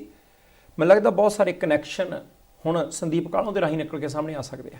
ਬਿਲਕੁਲ ਆ ਸਕਦੇ। ਦੇਖੋ ਘੁੰਮਦੀ ਘੁਮਾਉਂਦੀ ਗੱਲ ਤੇ ਕਈਆਂ ਥਾਵਾਂ ਤੇ ਜਾਂਦੀ ਹੈ ਨਾ, ਇਹੀ ਤੇ ਆਪਾਂ ਅੱਗੇ ਬੇਨਤੀ ਕਰਦੇ ਆ ਵੀ ਜੋ ਵੀ ਹੈਗਾ ਉਹਨੂੰ ਲੱਭ ਲਿਆ ਜਾਵੇ। ਜੇ ਲੱਭ ਲਿਆ ਜਾਊਗਾ ਤੇ ਫਿਰ ਉਹੀ ਗੱਲ ਜਿੱਦਾਂ ਆਪਾਂ ਅੱਗੇ ਉਦਾਹਰਨ ਦਿੰਦੇ ਹੁੰਦੇ ਵੀ ਕਿਸੇ ਵੇਲੇ ਉਹ ਸੀਰ ਪੈਂਦੀ ਹੁੰਦੀ ਖਾਲ 'ਚ, ਮਤਲਬ ਪਾਣੀ ਨਿਕਲਦਾ ਯਾਰ, ਪਤਾ ਨਹੀਂ ਗੱਲ ਕੀ ਹੈ। ਤੇ ਜੇ ਇਹਦੇ ਉਧਰਲੇ ਪਾਸੋਂ ਠੱਪੀ ਠੁੱਪੀ ਜਾਵਾਂਗੇ ਤੇ ਥੋੜੀ ਦੇਰ ਬਾਅਦ ਫੇਰ ਰਸਣ ਲੱਗ ਪੈਣੀ। ਅਸਲ ਦੇ ਵਿੱਚ ਉਹ ਕਿੱਥੋਂ ਪੈਂਦੀ ਹੈ ਸੀਰ, ਉਹ ਲੱਭ ਕੇ ਉੱਥੋਂ ਇੱਕ ਰਾਂ ਅੱਡੀ ਨੱਪਣੀ ਚਾਹੀਦੀ ਹੈ। ਆਸ ਕਰਦੇ ਵੀ ਨੱਪੀ ਜਾਓ। ਤੁਸੀਂ ਚਿੱਟੇ ਮੱਛਰ ਦੀ ਗੱਲ ਕੀਤੀ ਸੀ, ਚਿੱਟੀ ਮੱਖੀ ਦੀ ਗੱਲ ਕਰ ਲਓ, ਜਾਂ ਥੋੜ੍ਹੀ ਕਹਿੰਦੇ ਹੁਣ ਗੁਲਾਬੀ ਸੁੰਡੀ ਵਾਲਾ ਰੌਲਾ ਵੀ ਵਿੱਚ ਹੈਗਾ। ਉਹਦਾ ਕਰਕੇ ਜਿਹੜਾ ਧਾਲੀਵਾਲ ਸਾਹਿਬ ਨੇ ਪਿਛਲੇ ਦਿਨੀ ਕਿਹਾ ਸੀ ਵੀ ਜੀ ਤੇ ਉਹ ਟਾਈਮ ਆਉਣਾ ਜੀ, ਅਸੀਂ ਮਹਾਰਾਜ ਕੋਈ ਗੱਲ ਨਹੀਂ, ਅਸੀਂ ਜਾਂਚ ਪੜਤਾਲ ਕਰ ਰਹੇ ਹਾਂ। ਉਹਨਾਂ ਨੇ ਹੁਣ ਘੱਲੀਆਂ ਟੀਮਾਂ ਟੂਮਾਂ, ਤੇ ਹੁਣ ਕਹਿੰਦੇ ਵੀ ਕਈਆਂ ਥਾਵਾਂ ਤੇ ਜਾ ਕੇ ਲੱਭਿਆ ਦੁਕਾਨਾਂ ਦੇ ਵਿੱਚੋਂ, ਤੇ ਕਈ ਇਤਰਾਜ਼ਯੋਗ ਚੀਜ਼ਾਂ ਵੀ ਉਹਨਾਂ ਨੂੰ ਮਿਲੀਆਂ ਵੀ ਜਿਹੜੀਆਂ, ਹੁਣ ਇਤਰਾਜ਼ਯੋਗ ਸ਼ਬਦ ਜਦੋਂ ਵਰਤਿਆ ਜਾਂਦਾ ਖਬਰ ਦੇ ਵਿੱਚ, ਤੇ ਉਹ ਪਤਾ ਨਹੀਂ ਵੀ ਕੁਛ ਚੀਜ਼ਾਂ ਨਕਲੀ ਆ, ਕੁਛ ਚੀਜ਼ਾਂ ਨਹੀਂ ਸੀ ਵਿਕਣੀਆਂ ਚਾਹੀਦੀਆਂ, ਕੁਛ ਚੀਜ਼ਾਂ ਇਹ ਵੀ ਹੋ ਸਕਦਾ ਵੀ ਹਾਂਜੀ ਆਹ ਮਹਾਰਾਜ ਐਸ ਮਾਰਕੇ ਦੀ ਤੇ ਚੀਜ਼ ਹੀ ਹੈ ਨਹੀਂ, ਇਹ ਕਿਵੇਂ ਪੇਸ਼ ਕਰ ਦਿੱਤੀ, ਕੀ ਆ ਜੋ ਵੀ ਆ ਉਹ ਲੱਭ ਲੈਣਾ ਚਾਹੀਦਾ ਕਾਰਨ। ਪਰ ਇੱਕ ਆਪਾਂ ਬੇਨਤੀ ਕਰੀਏ ਵੀ ਤੁਸੀਂ ਇਹ ਦੇਖੋ ਵੀ ਇਹ ਅੱਜ ਦੀ ਗੱਲ ਨਹੀਂ ਹੈਗੀ, ਬੜੀ ਦੇਰ ਪਹਿਲਾਂ ਤੋਂ ਵੀ ਚੱਲੀ ਆਉਂਦਾ ਵੀ ਪੰਜਾਬ ਦੀ ਜਿਹੜੀ ਕਿਸਾਨੀ ਹੈ ਉਹਦੇ ਬਾਰੇ ਜਿਹੜੇ ਵੱਡੇ ਮੱਛ ਬੈਠੇ ਨੇ ਦੇਸ਼ ਦੇ ਹਿਸਾਬ ਨਾਲ ਹੋਰਨਾਂ ਸਟੇਟਾਂ ਦੇ ਵਿੱਚ, ਉਹਨਾਂ ਨੂੰ ਪਤਾ ਲੱਗ ਗਿਆ ਵੀ ਯਾਰ ਉੱਥੇ ਬੰਦੇ ਦੇਸੀ ਹੈ, ਆਪਾਂ ਬਸ ਉੱਥੇ ਇੱਕ ਅੱਧਾ ਕੋਈ ਆਪਣਾ ਜਿਹੜਾ ਬੰਦਾ ਉਹ ਫਿੱਟ ਕਰਨਾ।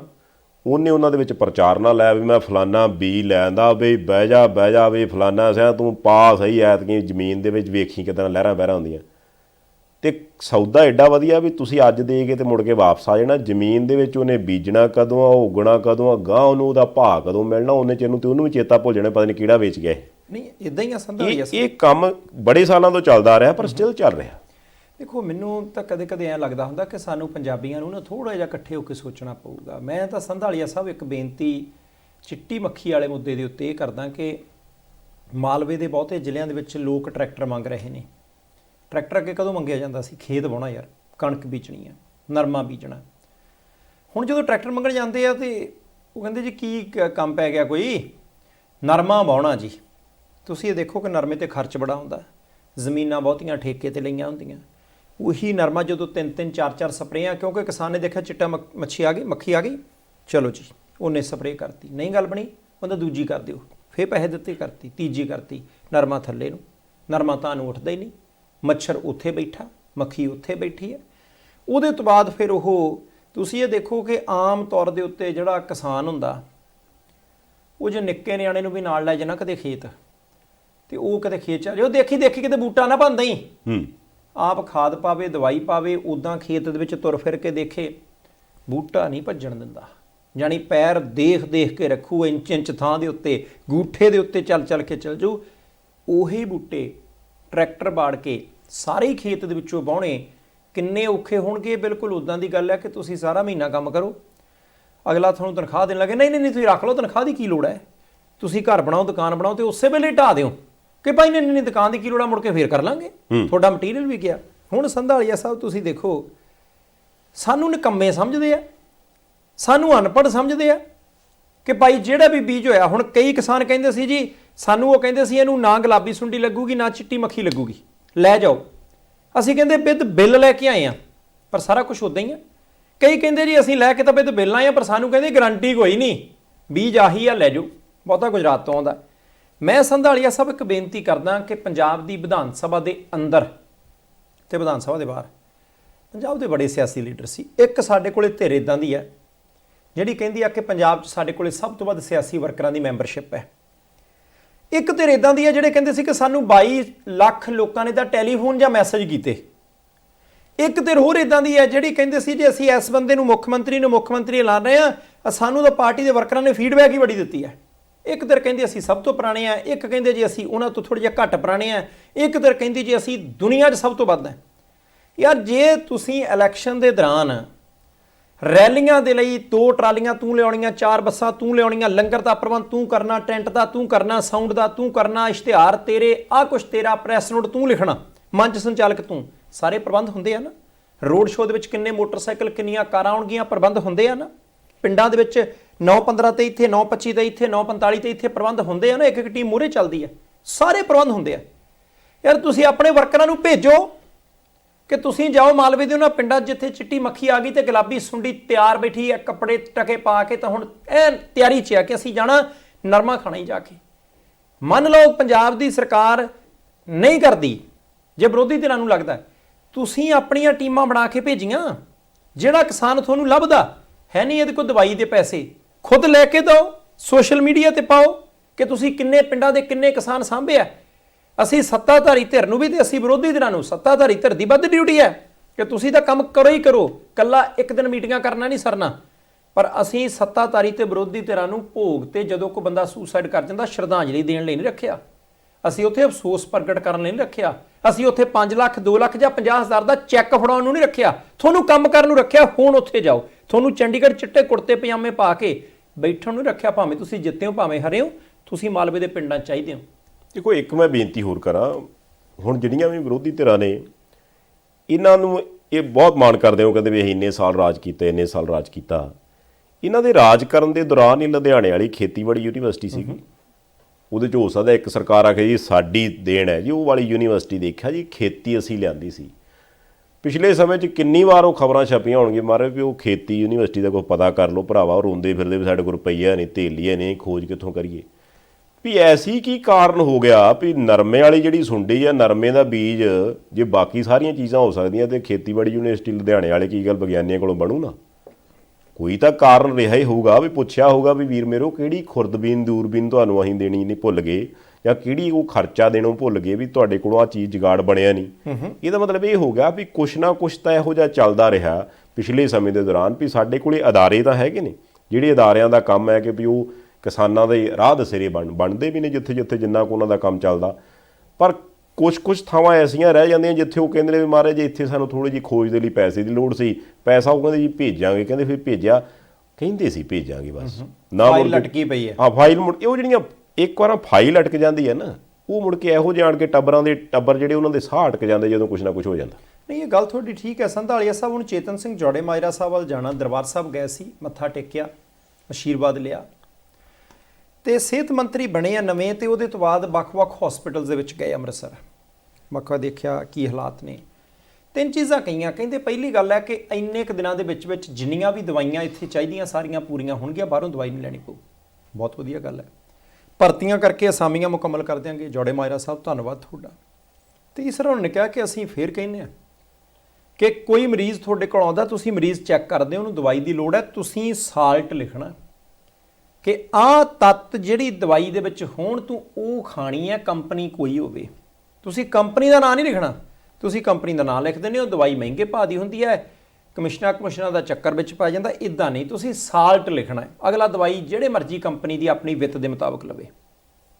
ਦੇਖੋ ਜੌੜੇ ਮਾਜਰਾ ਸਾਹਿਬ ਨੇ ਗੱਲਾਂ ਸਾਰੀਆਂ ਦਰੁਸਤ ਕੀਤੀਆਂ। ਸੰਧਾਲੀਆ ਸਾਹਿਬ ਇਹ ਪਹਿਲੀ ਵਾਰੀ ਵੀ ਨਹੀਂ ਅਸੀਂ ਸੁਣੀਆਂ।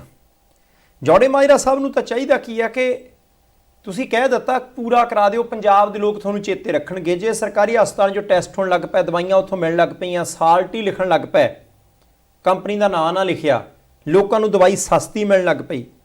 ਸੰਧਾਲੀਆ ਸਾਹਿਬ ਇਹਦੇ ਨਾਲ ਦੀ ਰੀਸ ਕੋਈ ਨਹੀਂ। ਪਰ ਜੇ ਇਹ ਸਾਰੇ ਕੰਮ ਨਾ ਹੋ ਸਕੇ, ਲੋਕਾਂ ਨੇ ਆਹੀ ਵੀਡੀਓ ਕੱਢ ਮੂਹਰੇ ਰੱਖਣੀ ਆ। ਫਿਰ ਰੌਲਾ ਤੇ ਆਹੀ ਹੈ ਨਾ, ਜਿਹੜਾ ਕੰਪਨੀ ਦਾ ਨਾਂ ਆ ਨਾ, ਮਾਰਕੇ ਦਾ ਤਾਂ ਰੌਲਾ ਆ। ਇਹਦੋਂ ਪਹਿਲਾਂ ਜਾਂ ਨਰਮੇ ਵਾਲੇ ਬੀਆਂ ਦੇ ਵਿੱਚ ਤਾਂ ਮਾਰਕੇ ਦਾ ਰੌਲਾ। ਤੁਸੀਂ ਅੱਜ ਕਿਤੇ ਚਲੇ ਜਾਓ ਦਵਾਈਆਂ ਵਾਲੀ ਖਾਦਾਂ ਵਾਲੀ ਦੁਕਾਨ ਤੇ, ਉਹ ਚਮਕੀਲੇ ਜੇ ਡੱਬੇ, ਕਿਸੇ ਦਾ ਨਾਂ ਕਰਾਟੇ, ਕਿਸੇ ਦਾ ਨਾਂ ਤੀਰ, ਕਿਸੇ ਦਾ ਨਾਂ ਤ੍ਰਿਸ਼ੂਲ, ਕਿਸੇ ਦਾ ਨਾਂ ਪਤਾ ਨਹੀਂ ਕੀ ਕੁਝ ਰੱਖਿਆ ਹੁੰਦਾ। ਪਹਿਲਾਂ ਨਾਲੋਂ ਥੋੜ੍ਹਾ ਜਿਹਾ ਹੋਰ ਚਮਕੀਲਾ ਡੱਬਾ, ਇੱਕ ਅੱਧੀ ਸੁੰਡੀ ਤੇ ਐ ਬਿਜਲੀ ਜੀ ਸੁੱਟ ਕੇ ਤੇ ਨਾਲ ਹੀ ਸੁੰਡੀ ਐ ਮੋਦੀ ਕਰਕੇ, ਜਾਂ ਫਿਰ ਥੋੜ੍ਹੀ ਜਿਹੀ ਕਾਮਿਕ ਜਿਹਾ ਵੀ ਲਿਖਿਆ ਹੁੰਦਾ ਵੀ ਇੱਕ ਸੁੰਡੀ ਦੇ ਨਾਲ ਹਾਏ ਮੈਂ ਮਰ ਗਈ, ਫਲਾਣੇ ਨੇ ਦਵਾਈ ਪਾਤੀ, ਹੈ ਨਾ। ਇੱਦਾਂ ਦੀਆਂ ਚੀਜ਼ਾਂ ਕਰਕੇ ਤੋਂ ਚੱਲੀ ਜਾਂਦਾ ਕੰਮ। ਤੇ ਜੇ ਉਹਨਾਂ ਨੂੰ ਕੋਈ ਪੁੱਛੇ ਵੀ ਹਾਂਜੀ ਬੀ ਕਿੱਦਾਂ, ਤੇ ਬੀ ਉਹ ਹੁੰਦਾ ਕਿਸੇ ਨੂੰ ਵੈਸੇ ਐਵੇਂ ਗੇਰੂਆ ਜਿਹਾ ਰੰਗ ਲਾਇਆ ਹੁੰਦਾ, ਤਾਂ ਅਗਲਾ ਕਹਿੰਦਾ ਯਾਰ ਪਤਾ ਨਹੀਂ ਕਣਕ ਤੇ ਆਪਣੇ ਵਾਲੀ ਸੀਗੀ, ਪਤਾ ਨਹੀਂ ਲਾਲ ਜੀ ਕਿਉਂ ਕੀਤੀ। ਉਹ ਕਹਿੰਦਾ ਨਾ ਇਹਦਾ ਟਰੀਟਡ ਹੁੰਦਾ ਬੀ, ਤੈਨੂੰ ਬੜਾ ਪਤਾ। ਆਹ ਟਰੀਟਡ ਬੀ ਜਿੱਦਾਂ ਦਾ ਨਰਮੇ ਵਾਲਾ ਵੇਖ ਲਿਆ, ਉੱਦਾਂ ਦਾ ਕੰਮ ਆਪਾਂ ਦੂਜੀਆਂ ਦਵਾਈਆਂ 'ਚ ਵੇਖ ਲੈਂਦੇ ਵੀ ਉਹੀ ਦਵਾਈ ਹੁੰਦੀ ਹੈ। ਵੀ ਜੇ ਉਹਦਾ ਸਾਲਟ ਤੁਸੀਂ ਜਨੈਰਿਕ ਕਿਤੇ ਨੂੰ ਦਵਾਈ ਪੁੱਛ ਲਓ, ਤੇ ਅਗਲਾ ਕਹਿੰਦਾ 2 ਰੁਪਏ ਦਾ ਪਤਾ, ਤੇ ਜੇ ਅਗਲਾ ਕਹਿੰਦਾ ਉੱਥੋਂ ਇਹ ਭਾਜੀ ਇਹਦਾ 75 ਦੇ ਦਿਓ ਜੀ, ਕਹਿੰਦਾ ਵੈਸੇ ਤੇ ਅਸੀਂ 80 ਲਾਏ ਤੇ ਤੁਹਾਨੂੰ 5 ਛੱਡਦੇ ਆ। ਮਤਲਬ ਦੋਵਾਂ ਵਾਲਾ ਜਿਹੜਾ ਪਤਾ ਵੈਸੇ ਮਿਲ ਜਾਂਦਾ, ਉਹ 'ਚੋਂ ਵੀ ਅਗਲੇ 5 ਛੱਡ ਕੇ 75 ਲੈ ਲਈਦੇ। ਸਾਨੂੰ ਕੋਈ ਇੱਥੇ ਦੱਸਣ ਨਹੀਂ ਆਉਂਦਾ, ਆਪਣੇ ਭੈਣ ਭਰਾ ਜਿਹੜੇ ਕੰਮ ਇਹ ਕਰਦੇ ਉਹ ਦੱਸਦੇ ਵੀ ਮਹਾਰਾਜ ਸਾਰਾ ਕੁਝ ਚੱਲਦਾ। ਉਹ ਹੁਣ ਚੱਲਦਾ, ਅਗਲੇ ਕਹਿੰਦੇ ਵੀ ਕਾਨੂੰਨ ਦੇ ਤਹਿਤ ਚੱਲਦਾ। ਕਾਨੂੰਨ ਕਿਹਦਾ? ਦੇਸ਼ ਦਾ। ਤੇ ਦੇਸ਼ ਦਾ ਕਾਨੂੰਨ ਬਣਾਉਣ ਵਾਲੇ ਲੀਡਰ ਸਾਹਿਬਾਨ ਨੇ। ਆਪਾਂ ਤਾਂ ਉਹਨਾਂ ਨੂੰ ਬੇਨਤੀ ਕਰ ਸਕਦੇ ਵੀ ਮਹਾਰਾਜ ਉਨਾ ਕੁ ਜ਼ਰੂਰ ਸੋਚ ਲਿਆ ਜਾਵੇ ਵੀ ਯਾਰ ਬਿਲਕੁਲ ਹੀ ਬੱਕਰਾ ਨਾ ਵੱਢਿਆ ਜਾਵੇ। ਨਹੀਂ, ਜ਼ਰੂਰੀ ਹੈ। ਸੰਧਾਲੀਆ ਸਾਹਿਬ ਜੋੜੇ ਮਾਜਰਾ ਸਾਹਿਬ ਤੋਂ ਗੱਲ ਸ਼ੁਰੂ ਕੀਤੀ ਸੀ, ਹੁਣ ਲੁਧਿਆਣਾ ਦੱਖਣੀ ਹਲਕੇ ਜਾਣਾ। ਬੀਬੀ ਰਜਿੰਦਰਪਾਲ ਕੌਰ ਛੀਨਾ ਆਮ ਆਦਮੀ ਪਾਰਟੀ ਦੇ MLA ਨੇ, ਉੱਥੋਂ ਸਤਿਕਾਰਯੋਗ ਲੋਕਾਂ ਨੇ ਵੋਟਾਂ ਪਾਏ ਚੁਣੇ। ਇੱਕ ਵੀਡੀਓ ਵਾਇਰਲ ਹੈ ਤੇ ਉਸ ਵੀਡੀਓ ਦੇ ਵਿੱਚ ਉਹ ਇੱਕ ਔਰਤ ਪੁਲਿਸ ਅਧਿਕਾਰੀ ਨੂੰ ਕਹਿੰਦੇ ਆ ਕਿ ਮੇਰੀ ਗੱਲ ਦਾ ਜਵਾਬ ਦਿਓ ਕਿ ਤੁਸੀਂ ਇੱਥੇ ਕਿਹਨੂੰ ਪੁੱਛ ਕੇ ਆਏ। ਕਈ ਗੱਲਾਂ ਕਹੀਆਂ। ਬਾਅਦ ਵਿੱਚ ਬੀਬੀ ਜੀ ਕਹਿੰਦੇ ਜੀ ਦੇਖੋ, ਜੇ ਰੇਡ ਕਰਨੀ ਹੋਵੇ MLA ਨੂੰ ਦੱਸ ਕੇ ਆਉਣ ਤਾਂ ਚੰਗਾ। ਇਹਦੇ ਵਿੱਚ ਕੋਈ ਦੋ ਰਾਏ ਨਹੀਂ ਬੀਬੀ ਜੀ। ਜੇ ਤੁਹਾਨੂੰ ਲੱਗਦਾ ਹੈ ਕਿ ਤੁਸੀਂ ਹਲਕੇ ਦੇ ਵਿੱਚ ਲੋਕਾਂ ਦੇ ਵਿੱਚ ਵਿਚਰਨਾ ਚਾਹੁੰਦੇ ਹੋ, ਮਾੜੇ ਬੰਦਿਆਂ ਨੂੰ ਫੜਾਉਣਾ ਚਾਹੁੰਦੇ ਹੋ, ਨਸ਼ੇੜੀਆਂ ਨੂੰ, ਤਸਕਰਾਂ ਨੂੰ, ਤਾਂ ਵਧੀਆ। ਪਰ ਇਹ ਸ਼ਬਦ ਮੈਂ ਪਹਿਲੀ ਵਾਰੀ ਸੁਣਿਆ ਕਿ ਕਿਸੇ ਪੁਲਿਸ ਅਧਿਕਾਰੀ ਨੇ ਅਧਿਕਾਰਕ ਤੌਰ ਦੇ ਉੱਤੇ ਰੇਡ ਕਰਨੀ ਹੋਵੇ, ਕਿਉਂਕਿ DGP ਸਾਹਿਬ ਕਹਿੰਦੇ ਨਾ ਬਕਾਇਦਾ ਅਸੀਂ ਮੁਹਿੰਮ ਚਲਾਵਾਂਗੇ। ਮੈਨੂੰ ਨਹੀਂ ਲੱਗਦਾ ਕਿ ਕਿਸੇ ਸਤਿਕਾਰਯੋਗ MLA ਸਾਹਿਬ ਨੂੰ ਪਹਿਲਾਂ ਇਨਫੋਰਮ ਕਰਨਾ ਪਊ ਜੀ ਮੈਂ ਤੁਹਾਡੇ ਹਲਕੇ 'ਚ ਆਉਣਾ ਹੈ, ਮੈਂ ਇਸ ਮੁਹੱਲੇ 'ਚ ਰੇਡ ਕਰਨੀ ਹੈ, ਤੁਸੀਂ ਨਾਲ ਚੱਲਿਓ। ਨਾ, ਇਦਾਂ ਨਹੀਂ ਹੁੰਦਾ। MLA ਨੂੰ ਦੱਸਣਾ ਜ਼ਰੂਰੀ ਨਹੀਂ। ਹਾਂ, ਇੱਕ ਜ਼ਿਲ੍ਹੇ ਦੀ ਪੁਲਿਸ ਦੂਸਰੇ ਜ਼ਿਲ੍ਹੇ 'ਚ ਜਾਵੇ, ਇੱਕ ਸੂਬੇ ਦੀ ਪੁਲਿਸ ਦੂਸਰੇ ਸੂਬੇ 'ਚ ਜਾਵੇ, ਉੱਥੇ ਦੱਸਣਾ ਬਹੁਤ ਵਾਰੀ ਜ਼ਰੂਰੀ ਹੁੰਦਾ ਜੀ। ਉਹ ਹੀ ਮਹਿਕਮੇ ਨੂੰ ਹਾਂ, MLA ਨੂੰ ਨਹੀਂ, ਮੰਤਰੀ ਨੂੰ ਨਹੀਂ। ਪਰ ਠੀਕ ਹੈ, ਬੀਬੀ ਜੀ ਕਹਿੰਦੇ ਜੀ ਦੇਖੋ ਚੰਗਾ ਲੱਗਦਾ ਹੁੰਦਾ, MLA ਨਾਲ ਹੋਏਗਾ ਤਾਂ ਲੋਕ ਡਰਨਗੇ ਨਹੀਂ। ਅਸੀਂ ਤਾਂ ਖੁਦ ਫੜਾਉਣਾ ਚਾਹੁੰਦੇ ਹਾਂ ਬੀਬੀ ਜੀ। ਜੇ ਤੁਸੀਂ 2 ਨੰਬਰ ਦੇ ਬੰਦਿਆਂ ਨੂੰ ਫੜਾਉਣਾ ਚਾਹੁੰਦੇ, ਤੁਹਾਡੇ ਵਰਗਾ ਕੋਈ ਵੀ ਨਹੀਂ। ਪਰ ਆਹ ਚੀਜ਼ਾਂ ਕਿ ਇੱਕ ਵਰਦੀਧਾਰੀ ਪੁਲਿਸ ਅਧਿਕਾਰੀ ਨੂੰ ਆਪਾਂ ਇਹ ਕਹੀਏ ਕਿ ਭਾਈ ਤੁਸੀਂ ਪੁੱਛ ਕੇ ਨਹੀਂ ਆਏ। ਉਹ ਬੀਬੀ ਜੀ ਮੋਰੇ ਕਹਿੰਦੇ ਜੀ ਦੇਖੋ MLA ਸਾਹਿਬ ਤਾਂ ਸਾਡਾ ਬਹੁਤ ਸਹਿਯੋਗ ਕਰਦੇ ਆ ਬੀਬੀ ਜੀ। ਇਹ ਬੀਬੀ ਜੀ ਬੜੇ ਚੰਗੇ ਤਰੀਕੇ ਨਾਲ ਇਹ ਵੀ ਚਾਹੁੰਦੇ ਆ ਕਿ ਸਾਰਾ ਕੁਝ ਠੀਕ ਹੋਵੇ। ਰਫੜ ਨਹੀਂ ਪਿਆ। ਬੀਬੀ MLA ਦੇ ਉੱਤੇ ਦੋਸ਼ ਨਹੀਂ ਲਾਇਆ ਪੁਲਿਸ ਅਧਿਕਾਰੀ ਨੇ ਕਿ ਇਹਨਾਂ ਨੇ ਮੈਨੂੰ ਰੋਕਿਆ, ਜਿਹਨਾਂ ਨੇ ਕਿਹਾ ਕਿ ਭਾਈ ਤੂੰ। ਪਰ ਕਿਉਂਕਿ ਉਹ ਸਾਰਾ ਕੁਝ ਵੀਡੀਓ ਦੇ ਵਿੱਚ ਹੈ, ਅਸੀਂ ਜ਼ਰੂਰ ਬੇਨਤੀ ਕਰਦੇ ਹਾਂ ਕਿ ਭਾਈ ਬਹੁਤ ਸਾਰੇ MLA ਨਵੇਂ ਚੁਣੇ ਗਏ ਨੇ ਸੱਤਾਧਾਰੀ ਧਿਰ ਦੇ, ਪਰ ਇੱਕ ਮਰਿਆਦਾ ਹੁੰਦੀ ਹੈ। ਮੋਹਰਲਾ ਬੰਦਾ ਫੁੱਲ ਕੁਆਲੀਫਾਈਡ ਹੁੰਦਾ ਹੈ, ਜਿਹਨੇ ਵਰਦੀ ਪਾਈ ਹੈ। ਉਹਨੇ ਬੰਦੇ ਨੇ ਕਈ ਇਮਤਿਹਾਨ ਪਾਸ ਕੀਤੇ ਹੁੰਦੇ ਆ। ਉਹ ਐਨ ਸਾਰੇ ਚੌਕਟਿਆਂ ਦੇ ਵਿੱਚੋਂ ਨਿਕਲਿਆ ਹੁੰਦਾ ਬੰਦਾ। ਉਹਨੂੰ ਆਪਣੇ ਅਧਿਕਾਰਾਂ ਦਾ ਵੀ ਪਤਾ ਹੁੰਦਾ ਤੇ ਆਪਣੇ ਫਰਜ਼ਾਂ ਦਾ ਵੀ ਪਤਾ ਹੁੰਦਾ। ਤੇ ਜੇ ਆਪਾਂ ਇੱਕ ਪਾਸੇ ਨਸ਼ੇ ਖਤਮ ਕਰਨੇ ਆ, ਗੈਂਗਸਟਰ ਕਲਚਰ ਖਤਮ ਕਰਨਾ ਹੈ, ਤੇ ਦੂਜੇ ਪਾਸੇ ਅਸੀਂ ਇਹ ਵੀ ਕਹੀਏ ਕਿ ਪਹਿਲਾਂ ਸਾਨੂੰ ਟੈਲੀਫੋਨ ਆਵੇ, ਅਸੀਂ ਨਾਲ ਜਾਈਏ ਤੇ ਅਸੀਂ ਫੋਟੋ ਖਿਚਾਈਏ, ਸ਼ਾਇਦ ਉਹ ਬਹੁਤਾ ਠੀਕ ਨਹੀਂ। ਅਸੀਂ ਨਹੀਂ ਕਹਿੰਦੇ ਬੀਬੀ ਜੀ ਦੀ ਮਨਸ਼ਾ ਗਲਤ ਹੋਏਗੀ, ਪਰ ਪ੍ਰਭਾਵ ਗਲਤ ਜਾਂਦਾ ਹੈ। ਨਹੀਂ, ਪ੍ਰਭਾਵ ਗਲਤ ਗਿਆ ਕਿਉਂਕਿ ਉਹ ਜਿਹੜਾ ਸੋਸ਼ਲ ਮੀਡੀਆ ਦੇ ਕਈਆਂ ਥਾਵਾਂ ਤੇ ਉਹ ਵੀਡੀਓ ਪਈ, ਕਈਆਂ ਨੇ ਕਈ ਤਰ੍ਹਾਂ ਦੀਆਂ ਟਿੱਪਣੀਆਂ ਕੀਤੀਆਂ। ਇੱਕ ਤਾਂ ਮੈਂ ਵੀ ਪੜ੍ਹ ਰਿਹਾ, ਉਹ ਕਹਿੰਦੇ ਵੀ ਇਹ ਵਧੀਆ ਦਿਨ ਦੇ ਨਾਲ ਹੀ ਰੇਡ ਨਹੀਂ, ਕਿਸੇ ਰਾਤ ਨੂੰ ਮੰਨ ਲਓ ਵੀ ਚੋਰ ਫੜਨ ਜਾਣਾ, 11:30 ਵਜੇ MLA ਸਾਹਿਬਾਂ ਨੂੰ ਫੋਨ ਕਰਦਾ ਕਿਤੇ ਉੱਠਿਓ ਜੀ ਆਇਓ, ਫਿਰ ਨਾਲ ਬਾ ਚੋਰ ਫੜਨ ਜਾਣਾ ਜੀ। ਮਤਲਬ ਉਹ ਠੀਕ ਆ, ਲੋਕ ਟਿੱਚਰਬਾਜ਼ੀ ਕਰਨ ਲੱਗ ਪੈਂਦੇ ਥੱਲੇ। ਉਹਦਾ ਮੌਕਾ ਨਹੀਂ ਸੀ ਮਿਲਣਾ ਚਾਹੀਦਾ, ਕਹਿਣ ਤੋਂ ਭਾਵੇਂ ਆ। ਬਾਕੀ ਚਲੋ ਉਹ ਜਿਵੇਂ ਗੱਲ ਸੀਗੀ ਸੁਲਝ ਗਈ, ਵਧੀਆ ਗੱਲ। ਅੱਗੇ ਤੋਂ ਵੀ ਖਿਆਲ ਰੱਖਿਆ ਜਾਣਾ ਚਾਹੀਦਾ। ਨਹੀਂ, ਬਹੁਤ ਜ਼ਰੂਰੀ ਹੈ। ਅਸੀਂ ਇਹ ਨਹੀਂ ਕਹਿੰਦੇ ਕਿ ਸਾਰਾ ਕੁਝ ਗਲਤ ਹੋ ਗਿਆ, ਪਰ ਮਰਿਆਦਾ ਪਾਰ ਨਹੀਂ ਜੇ ਕਰਨੀ ਕਿਸੇ ਨੇ ਵੀ, ਜੇ ਆਪਾਂ ਕੰਮ ਕਰਾਉਣਾ, ਕਿਉਂਕਿ ਕੰਮ ਤਾਂ ਆਖਰਕਾਰ ਉਹਨਾਂ ਨੇ ਕਰਨਾ। ਇਹ ਤਾਂ ਗੱਲ ਹੈਗੀ ਆ। ਬਾਕੀ ਚਲੋ ਕੰਮ ਜਦੋਂ ਨਿਬੜਨਗੇ ਉਦੋਂ ਹੋਣਗੇ, ਪਰ ਆਸਾਂ ਬੜੀਆਂ ਨੇ ਲੋਕਾਂ ਨੂੰ, ਤੇ ਆਸਾਂ ਉਮੀਦਾਂ ਦੇ ਨਾਲ ਹੀ ਹੁਣ ਅਗਲੀ ਗੱਲ ਤੁਸੀਂ ਮੈਨੂੰ ਸੁਣਾਉਣੀ ਹੈ। ਮੈਂ ਸੁਣਾਉਣੀ ਹੈ ਜੀ। ਭਾਰਤ ਦੇ ਇੱਕ ਬਹੁਤ ਵੱਡੇ ਸੰਵਿਧਾਨਕ ਅਹੁਦੇ ਤੇ ਬੈਠੀ ਸ਼ਖਸੀਅਤ ਉਹ ਅਚਾਨਕ ਹੀ ਕਸੂਤੀ ਸਥਿਤੀ 'ਚ ਫਸ ਗਿਆ। ਹਾਂ, ਨਹੀਂ ਉਹ ਫਸ ਗਏ ਜਾਂ ਉਹਨਾਂ ਦੇ ਉੱਪਰ ਫਸਾਉਣ ਦੇ ਲਈ ਇਲਜ਼ਾਮ ਲਾਏ ਗਏ। ਮੈਂ ਅਜੇ ਫਸੇ ਨਹੀਂ। ਪਾਕਿਸਤਾਨ ਦੇ ਇੱਕ ਪੱਤਰਕਾਰ ਨੇ ਨੁਸਰਤ ਮਿਰਜ਼ਾ ਸਾਹਿਬ, ਉਹ 4-5 ਵਾਰੀ ਆਏ ਹੋਣੇ ਆ 2000 ਮੇਰੇ ਖਿਆਲ 8, 9, 10, 11, 12 ਦੇ ਨੇੜੇ। ਉਹ 4-5 ਵਾਰੀ ਭਾਰਤ ਆਏ। ਹੁਣ ਉਹਨਾਂ ਨੇ ਇੱਕ TV ਇੰਟਰਵਿਊ ਦੇ ਵਿੱਚ ਕਿਤੇ ਕਹਿਤਾ ਕਿ ਮੈਂ ਭਾਰਤ ਜਾਂਦਾ ਹੁੰਦਾ ਸੀ, ਉਪ ਰਾਸ਼ਟਰਪਤੀ ਉਸ ਵੇਲੇ ਦੇ ਹਾਮਿਦ ਅੰਸਾਰੀ ਸਾਹਿਬ ਬੁਲਾਉਂਦੇ ਹੁੰਦੇ ਸੀ, ਕਈ ਕੁਝ ਕਹਿਤਾ ਹੋਊਗਾ। ਮੈਂ ਉੱਥੋਂ ਖੂਫੀਆ ਜਾਣਕਾਰੀਆਂ ਲਿਆਂਦਾ ਹੁੰਦਾ ਸੀ, ਮੈਂ ISI ਨੂੰ ਦਿੰਦਾ ਹੁੰਦਾ ਸੀ, ਫਿਰ ਉਹ ਅਸੀਂ ਵਰਤਦੇ ਹੁੰਦੇ ਸੀ। ਉਹ ਬੰਦੇ ਨੇ ਕਹਿਤਾ, ਦੇਖੋ ਰੌਲਾ ਤਾਂ ਪੈਣਾ ਹੀ ਸੀ।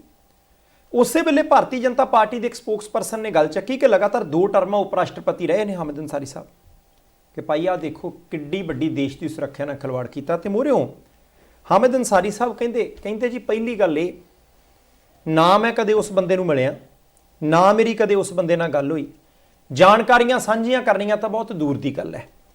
ਉਹ ਕਹਿੰਦੇ ਜਿਹੜੇ ਬੰਦੇ ਚੰਗੇ ਤਰੀਕੇ ਜਾਣਦੇ ਨੇ ਕਿ ਉਪ ਰਾਸ਼ਟਰਪਤੀ ਜਿਹੜੇ ਵੀ ਵਿਦੇਸ਼ੀ ਗੈਸਟ ਨੂੰ ਇਨਵਾਈਟ ਕਰਦਾ, ਉਹ ਨਾ ਹੀ ਉਪ ਰਾਸ਼ਟਰਪਤੀ ਦਾ ਆਉਂਦਾ, ਉਹਨੂੰ ਸਰਕਾਰ ਹੀ ਲਿਸਟਾਂ ਜਾਰੀ ਕਰਦੀ ਹੈ, ਸਰਕਾਰ ਹੀ ਲਿਸਟਾਂ ਨਿਰਧਾਰਿਤ ਕਰਦੀ ਹੈ ਕਿ ਆਹ ਬੰਦੇ ਸੱਦਣੇ ਆ। ਉਹ ਵੱਖਰੀ ਗੱਲ ਹੈ ਕਿ ਸੱਦੇ ਉਪ ਰਾਸ਼ਟਰਪਤੀ ਵੱਲੋਂ ਜਾਂਦੇ ਆ। ਇਦਾਂ ਦੀ ਗੱਲ ਕੋਈ ਨਹੀਂ ਕਹਿੰਦੇ। ਸਾਰੇ ਬੰਦੇ ਸਰਕਾਰੀ ਮਹਿਮਾਨ ਸੀ। ਮੈਂ ਨਹੀਂ ਕਦੇ ਬੰਦੇ ਨੂੰ ਮਿਲਿਆ, ਨਾ ਮੈਂ ਕਦੇ ਨਿੱਜੀ ਤੌਰ ਤੇ ਉਹਨੂੰ ਸੱਦਿਆ, ਨਾ ਮੈਨੂੰ ਉਹ ਬੰਦਾ ਜਾਣਦਾ, ਨਾ ਮੈਂ ਕਦੇ ਵੀ ਇਦਾਂ ਦੀ ਕੋਈ ਜਾਣਕਾਰੀ ਕਿਸੇ ਦੇ ਨਾਲ ਸਾਂਝੀ ਕੀਤੀ ਹੈ। ਈਰਾਨ ਦੇ ਵਿੱਚ ਵੀ ਇਹ ਭਾਰਤ ਦੇ ਪ੍ਰਤੀਨਿਧ ਦੇ ਤੌਰ ਦੇ ਉੱਤੇ ਅੰਸਾਰੀ ਸਾਹਿਬ ਲੰਬਾ ਸਮਾਂ ਰਹੇ। ਉਹ ਕਹਿੰਦੇ ਜਦੋਂ ਮੈਂ ਈਰਾਨ 'ਚ ਵੀ ਹੁੰਦਾ ਸੀ ਤਾਂ ਮੇਰੀ ਕੱਲੀ ਗਤੀਵਿਧੀ ਬਾਰੇ ਭਾਰਤ ਸਰਕਾਰ ਨੂੰ ਪਤਾ ਹੁੰਦਾ ਸੀ, ਮੈਨੂੰ ਤਾਂ ਹੀ ਉਪ ਰਾਸ਼ਟਰਪਤੀ ਬਣਾ ਲਿਆ। ਹੁਣ ਸੰਧਾਲੀਆ ਸਾਹਿਬ ਤੁਸੀਂ ਦੇਖੋ ਕਿ ਇੱਕ ਬੰਦਾ ਦੂਸਰੇ ਦੇਸ਼ 'ਚ ਬੈਠਾ ਹੈ, ਉਹਨੇ ਟੀਵੀ ਇੰਟਰਵਿਊ ਦੇ ਵਿੱਚ ਬਿਆਨ ਦਿੱਤਾ, ਬਿਆਨ ਛੋਟਾ ਨਹੀਂ ਹੈਗਾ, ਪਰ ਜਿਸ ਤਰੀਕੇ ਇਹਨਾਂ ਨੇ ਕਿਹਾ, ਮੈਨੂੰ ਲੱਗਦਾ ਹੈ ਕਿ ਕਿਉਂਕਿ ਦੇਸ਼ ਦੀ ਸੁਰੱਖਿਆ ਦਾ ਸਵਾਲ ਹੈ, ਸੰਵਿਧਾਨ ਦੇ ਅਹੁਦੇ ਤੇ ਬੈਠੇ ਰਹੇ ਇੱਕ ਵਿਅਕਤੀ ਦੀ ਮਰਿਆਦਾ ਦਾ ਸਵਾਲ ਹੈ, ਬਹੁਤ ਸੋਚ ਸਮਝ ਕੇ ਕਿ ਕਿਹੜੀ ਚੀਜ਼ ਕਿਹਦੇ ਅਧਿਕਾਰ ਖੇਤਰ 'ਚ ਆਉਂਦੀ ਹੈ, ਫਿਰ ਅੱਗੇ ਵਧਣਾ ਚਾਹੀਦਾ। ਪਰ ਪੌੜਾ ਉਹਨੇ ਪਾਉਣ 'ਚ ਕਸਰ ਕੋਈ ਨਹੀਂ ਛੱਡੀ। ਪਵਾੜਾ ਤੇ ਪਾਤਾ ਨਾ, ਦੇਖੋ ਉਹਦਾ ਤੇ ਮੂੰਹ ਹਿੱਲਿਆ ਜੀ, ਇਧਰੋਂ ਕਈ ਕੁਛ ਹਿਲ ਜਾਣਾ ਵੀਰ ਜੀ ਆਉਣ ਵਾਲੇ ਟਾਈਮ ਦੇ ਵਿੱਚ, ਕਿਉਂਕਿ ਜਿਸ ਹਿਸਾਬ ਨਾਲ ਇਹ ਸਾਰਾ ਹਿਸਾਬ ਕਿਤਾਬ ਇਸ ਵਕਤ ਚੱਲ ਰਿਹਾ, ਉਹਦੇ ਹਿਸਾਬ ਨਾਲ ਤੇ ਚੀਜ਼ ਵਾਹਵਾ ਵੱਡੀ ਹੈ। ਪਰ ਬਾਕੀ ਦੇਖੋ ਕੁਛ ਪਤਾ ਨਹੀਂ ਹੁੰਦਾ, ਕਿਸੇ ਵੇਲੇ ਐਵੇਂ ਵੀ ਗੱਲ ਹਿਲ ਜਾਂਦੀ ਹੈ ਜੀ। ਹੁਣ ਗੱਲ ਹਿੱਲੀ ਸੀਗੀ, ਜੇ ਆਪਾਂ ਕੱਲ ਰਾਤ ਹਨੇਰੇ ਤੱਕ ਦੀ ਗੱਲਬਾਤ ਕਰੀਏ ਤੇ ਕਿੱਡਾ ਰੌਲਾ ਪੈ ਗਿਆ ਸੀ। ਉਹ ਹੋ ਜੀ ਪਟਿਆਲੇ ਜੇਲ੍ਹ ਦੇ ਵਿੱਚ ਝਗੜਾ ਹੋ ਗਿਆ, ਉੱਥੇ ਜੀ ਇਦਾਂ ਹੋ ਗਿਆ, ਉੱਥੇ ਜੀ ਸਿੱਧੂ ਸਾਹਿਬ ਉਹਨਾਂ ਨਾਲ ਝਗੜ ਪਏ ਜੀ, ਉਹ ਜੀ ਨਾਲ ਦਿਆਂ ਨਾਲ ਝਗੜ ਪਏ ਜੀ, ਉਹ ਜੀ ਬੈਰਕ ਚੋਂ ਬੰਦੇ ਕੱਢ ਦਿੱਤੇ ਜੀ। ਉਹ ਬਾਅਦ ਦੇ ਵਿੱਚ ਜਿਹੜੀ ਗੱਲ, ਹਾਲਾਂਕਿ ਜੇਲ੍ਹ ਮੰਤਰੀ ਸਾਹਿਬ ਕਹਿੰਦੇ, ਉਹ ਕਹਿੰਦੇ ਇਹੋ ਜਿਹੀ ਗੱਲ ਹੀ ਕੋਈ ਨਹੀਂ, ਮਾਰੇ ਕਿੰਨੇ ਰੌਲਾ ਪਾਤਾ ਇਹੋ ਜਿਹਾ, ਕੋਈ ਝਗੜਾ ਤੇ ਕੋਈ ਝਗੜਾ ਨਹੀਂ ਹੋਇਆ ਕਿਸੇ ਦਾ। ਉਹਨਾਂ ਨੇ ਤੇ ਇਹ ਵੀ ਕਿਹਾ, ਕਹਿੰਦੇ ਜਿਹੜੇ ਮੀਡੀਆ ਵਾਲੇ ਨੇ ਗੱਲ ਚੱਕੀ ਆ, ਅਸੀਂ ਕਾਨੂੰਨੀ ਨੋਟਿਸ ਭੇਜਾਂਗੇ। ਹੁਣ ਸ਼ੁਰੂ ਦੇ ਵਿੱਚ ਖਬਰ ਕੀ ਆਈ ਸੀ, ਹਰਜੋਤ ਸਿੰਘ ਬੈਂਸ ਸਾਹਿਬ ਨੇ ਤਾਂ ਕਹਿਤਾ, ਕਹਿੰਦੇ ਇਦਾਂ ਦੀ ਗੱਲ ਕੋਈ ਨਹੀਂ। ਉਹਨਾਂ ਨੇ ਸਾਰੀ ਕਹਾਣੀ ਦੱਸੀ। ਸ਼ੁਰੂ 'ਚ ਖਬਰ ਆਈ ਸੀ ਜੀ, ਜਿਹੜੇ ਨਵਜੋਤ ਸਿੰਘ ਸਿੱਧੂ ਹੋਰਾਂ ਦੀ ਬੈਰਕ ਦੇ ਵਿੱਚ ਬਾਕੀ ਕੈਦੀ ਨੇ, ਉਹਨਾਂ ਨੇ ਕਿਹਾ ਜੀ ਇਹ ਬੰਦਾ ਸਾਨੂੰ ਤੂੰ ਤੜਕ ਕਰਕੇ ਬੋਲਦਾ ਹੈ, ਸ਼ਿਕਾਇਤ ਕੀਤੀ ਹੈ। ਫਿਰ ਖਬਰ ਆਈ ਜੀ ਉਹਨਾਂ ਦੇ ਵਿੱਚੋਂ 3 ਕੈਦੀਆਂ ਦੀ ਬੈਰਕ ਬਦਲ ਦਿੱਤੀ ਗਈ ਹੈ। ਹਰਜੋਤ ਸਿੰਘ ਬੈਂਸ ਹੋਰੀ ਕਹਿੰਦੇ ਜੀ ਇਦਾਂ ਦੀ ਗੱਲ ਹੀ ਕੋਈ ਨਹੀਂ।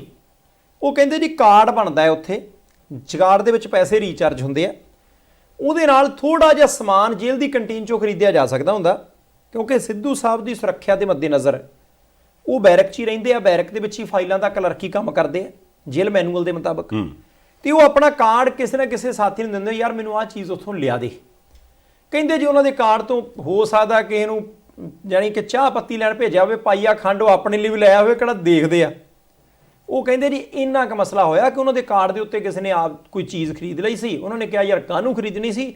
ਇਸ ਮਸਲੇ ਨੂੰ ਬਹੁਤ ਵੱਡੀ ਤੂਲ ਦੇ ਕੇ ਪੇਸ਼ ਕੀਤਾ ਗਿਆ। ਇਹ ਤੋਂ ਇਲਾਵਾ ਗੱਲਬਾਤ ਜਿਹੜੀ ਉਹ ਕੋਈ ਨਹੀਂ। ਸੰਧਾਲੀਆ ਸਭ ਤੱਤੀਆਂ ਖਬਰਾਂ ਤੋਂ ਸਾਨੂੰ ਵੀ, ਬਾਕੀਆਂ ਨੂੰ ਵੀ, ਸਾਰਿਆਂ ਨੂੰ ਬਚਣਾ ਚਾਹੀਦਾ ਜੇ, ਕਿਉਂਕਿ ਠੀਕ ਹੈ ਉਸ ਵੇਲੇ ਸੰਗਤ ਜੁੜ ਬੜੀ ਜਾਂਦੀ ਹੈ, ਬਹੁਤ ਸਾਰੇ ਲੋਕ ਜੁੜ ਜਾਂਦੇ ਨੇ ਉਸ ਵੇਲੇ ਕਿ ਲਗਾਤਾਰ ਕੰਮ ਚਲਾ ਦਿਓ ਭਾਈ, ਹੁਣ ਵਧੀਆ ਦੇਖਦੇ ਨੇ ਲੋਕ, ਪਰ ਬਾਅਦ ਵਿੱਚ ਕਈ ਵਾਰੀ ਮੁਸ਼ਕਲ ਹੁੰਦਾ ਤੇ ਕਾਹਲੀ 'ਚ ਖਬਰ ਕਈ ਵਾਰੀ ਦੇਸ਼ ਨੂੰ, ਸੂਬੇ ਨੂੰ, ਲੋਕਾਂ ਨੂੰ ਸਮਾਜਿਕ ਤੌਰ ਤੇ ਵੱਡਾ ਨੁਕਸਾਨ ਵੀ ਕਰ ਜਾਂਦੀ ਹੈ। ਨਹੀਂ, ਇਹਦੇ 'ਚ ਮੈਂ ਨਾ ਸਭ ਤੋਂ ਵੱਡੀ ਬੇਨਤੀ ਤਾਂ ਆਪਾਂ ਲੋਕਾਂ ਨੂੰ ਕਰਦੇ ਵੀ ਜਿਹੜਾ ਆਪਾਂ ਨੂੰ ਆਦਤ ਪੈ ਗਈ ਆ ਵੀ ਤੱਤਾ ਗਰਮ, ਓਏ ਹੋਏ ਵੱਡੀ ਖਬਰ, ਹੁਣੇ ਪਤਾ ਨਹੀਂ ਕੀ ਹੋ ਗਿਆ, ਆਹ ਦੇਖੋ ਖੁਲਾਸਾ, ਉਹ ਜਿਹੜਾ ਆਪਾਂ ਨੂੰ ਵਾਰ-ਵਾਰ ਸੱਚ ਵੇਖਣ ਦੀ ਆਦਤ ਪੈਂਦੀ ਹੈ, ਇਹਨੂੰ ਥੋੜਾ ਜਿਹਾ ਛੱਡੀਏ। ਕਿਉਂਕਿ ਹੋਰ ਵੀ ਆਪਾਂ ਕਿਤੇ ਹੋਰ ਨਾ ਭਾਸ਼ਾਵਾਂ ਦਾ ਮੀਡੀਆ ਦੇਖ ਲਈਏ, ਆਪਣੇ ਭਾਰਤ ਤੋਂ ਬਾਹਰਲੀ ਗੱਲ ਕਰਦਾ, ਉਹ ਨੋਰਮਲ ਗੱਲ ਹੁੰਦੀ, ਜਿੰਨੀ ਹੁੰਦੀ ਉਨੀ ਦੱਸਦੇ ਆਪਾਂ। ਤਾਂ ਦੇਖੋ ਇੱਧਰ ਬਾਹਰ ਦੇਖੀਏ ਤੇ ਜੇ ਮੰਨ ਲਓ ਕਿਤੇ ਕੋਈ ਉਹੋ ਜਿਹਾ ਕੋਈ ਕਤਲ ਹੋ ਗਿਆ, ਕੋਈ ਐਕਸੀਡੈਂਟ ਹੋ ਗਿਆ, ਤੇ ਉੱਥੋਂ ਦੇ ਲਾਗੋਂ ਦੇ ਵਿਜ਼ੂਅਲ ਤੱਕ ਨਹੀਂ ਵਿਖਾਉਣ ਦਿੰਦੇ ਉਹ ਵੀ ਮਾਰੇ ਠੀਕ ਹੈ ਵੀ ਇੱਥੇ ਆ ਘਟਨਾ ਵਾਪਰ ਗਈ ਹੈ, ਉੱਤੇ ਤੁਸੀਂ ਸਾਈਨ ਲਾ ਕੇ ਦੂਰੋਂ ਦੱਸ ਦਿਓ ਵੀ ਇਹੋ ਜਿਹਾ ਇੱਕ ਮਾੜੀ ਗੱਲ ਵਾਪਰ ਗਈ ਜੀ,